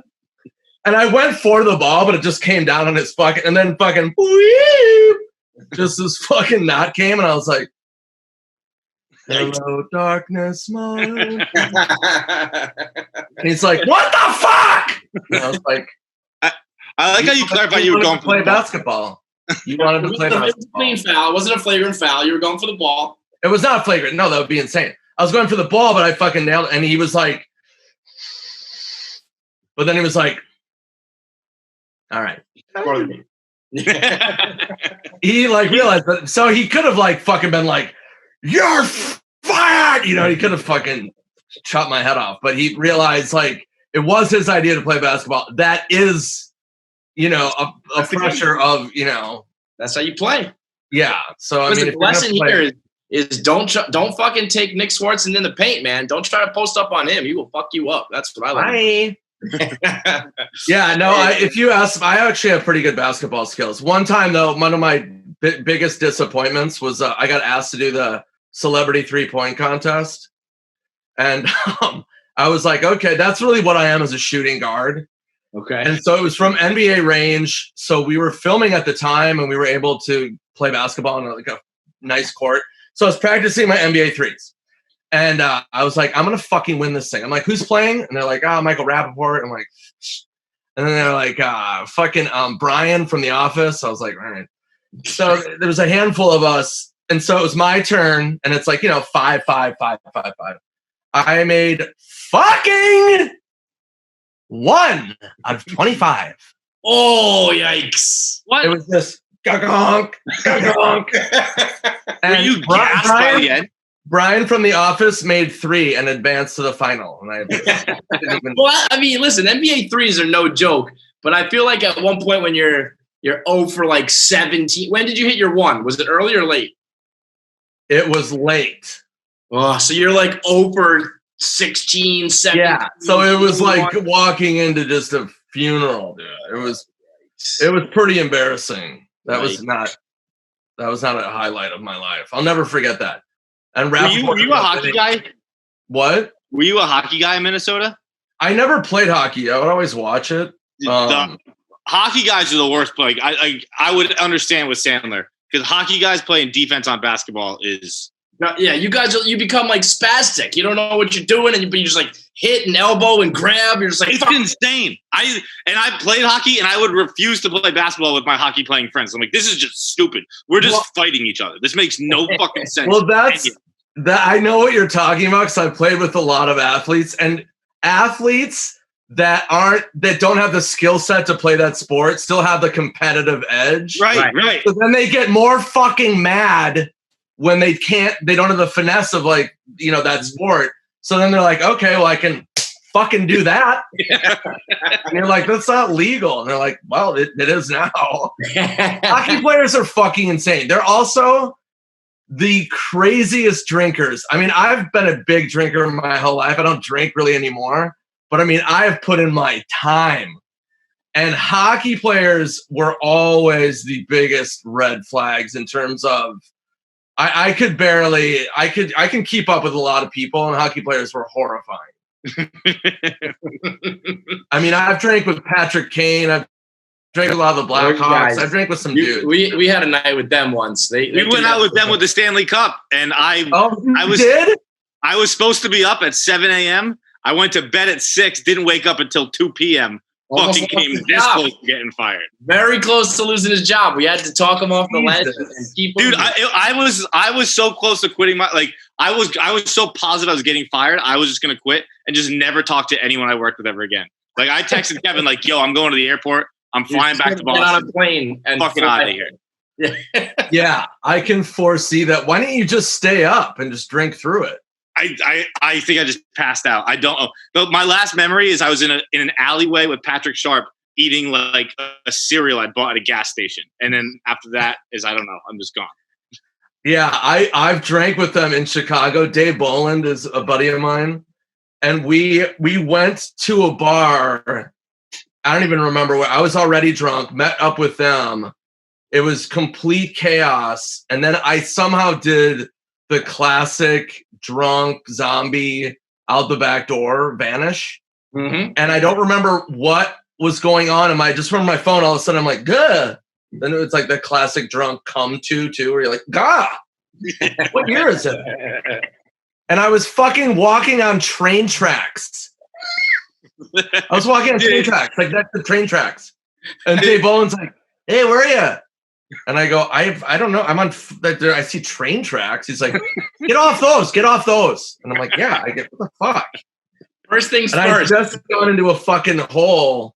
I remember we were doing a ton of Jaeger bombs, and Jägermeister. I can't even. It's like water in Minnesota. It was for the time being, and I used to drink it all the time. But it's a pretty quick fucking. Yeah, that'll do the trick every time, man. What is your red flag liquor where you're guaranteed something is going to go horribly wrong? Dude, I honestly don't think I have one. I look, it's almost, but it depends who you ask. Either I don't have one or it's all of them. All of them. I was going to say, you don't have a non-red flag. Anything that's the right answer. If you say you don't have a red flag, then they're all fucking red flags. Exactly. Like, but it's not like there's not one where I'm like, oh, if I touch tequila, like some nights if I touch tequila, I'll go nuts. Some nights if I touch whiskey, I'll go nuts. Some nights if it's gin, Jaeger, Fireball, anything can start this fucking party. Anything. Certain flavors of White Claw, I'm like, I think to me, Jameson is usually like I don't like Jameson. So if I'm doing it, that means I'm like on a mission, and that means I'm starting they're starting to go down a little bit easier. And the most true blackout I ever had, where some people are like, oh, I blacked out. It's like, no, you didn't. Like one of the nights where I don't remember anything. I time traveled for like 12 hours. Was about like a bottle of Jameson to the face. It was with David Wright's younger brother, of all people. He was a bartender. We just went shot for shot. And at the time, this was like early on in the career where I hadn't met anybody. I didn't know any athletes or anything. So I thought of David Wright's brother as like a big deal. I was like, I got to show him I can drink. And next thing you know, woke up like lights on. It was like 2 days later, it felt like pure time travel. So Jameson's probably my Achilles heel, yeah. Yeah, Jameson's one that I had to quit drinking. I went through a phase where I was just a hardcore Jameson dude. So one of my favorite Jameson moments, Danny McBride called me up and he goes, what's up, man? What are you doing today? And I go, nothing. He goes, you want to see that movie Black Swan? And I was like, yeah, all right. It was like a Saturday afternoon. So then he goes, Black Swan sold out. You want to just get drunk? And I was like, okay, this is years ago before he was married and everything. So I'm like, all right. So we start day drinking. So we decide to go shot for shot. So he drinks tequila and I was drinking Jameson. So we go shot for shot, and we're up to about 9 each. Then we're like, okay. And then, you know, when you like are on a good bender and you're like, who else can we drag into this? And then you start texting. So we're texting directors, all these people, friends of ours. And we got a handful of people out. And they were like, okay. So long story short, we both ended up doing about probably 23 each. We got all these other people. The director, Ruben Fleischer, who did 30 Minutes or Less that me and Danny were in Zombieland. He, to this day, still says what a disaster it was. A full blackout. And then it was people losing like everything on them, wallets, phones, jackets, vomit. It was just a complete disaster. And so Danny and I burned our hang out with us, just see what happens card that day, because there was a good like dozen people that are now like relationship problems, and it was like one of those like bad. Dude, I love how it started with like, yo, you want to go see a fucking Natalie Portman movie? Yeah. You want to go watch a film? Holy shit. That reminds me of there's a scene in 30 Rock where Tracy Jordan asks for an apple juice, and they go, we don't have apple juice. He goes, all right, I'll have 4 beers then. And it's like no one goes see a casual Saturday afternoon movie. I can't do that. Let's just black the fuck out then. Yeah. I love day drinking. That's like one of my favorites, dude.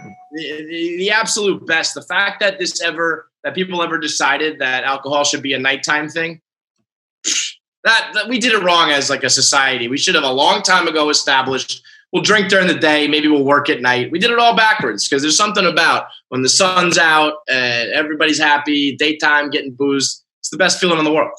Yeah, no, it's a blast. When you can tie on a good, I mean, that was the funny thing about being a stand-up was that we would have our days free.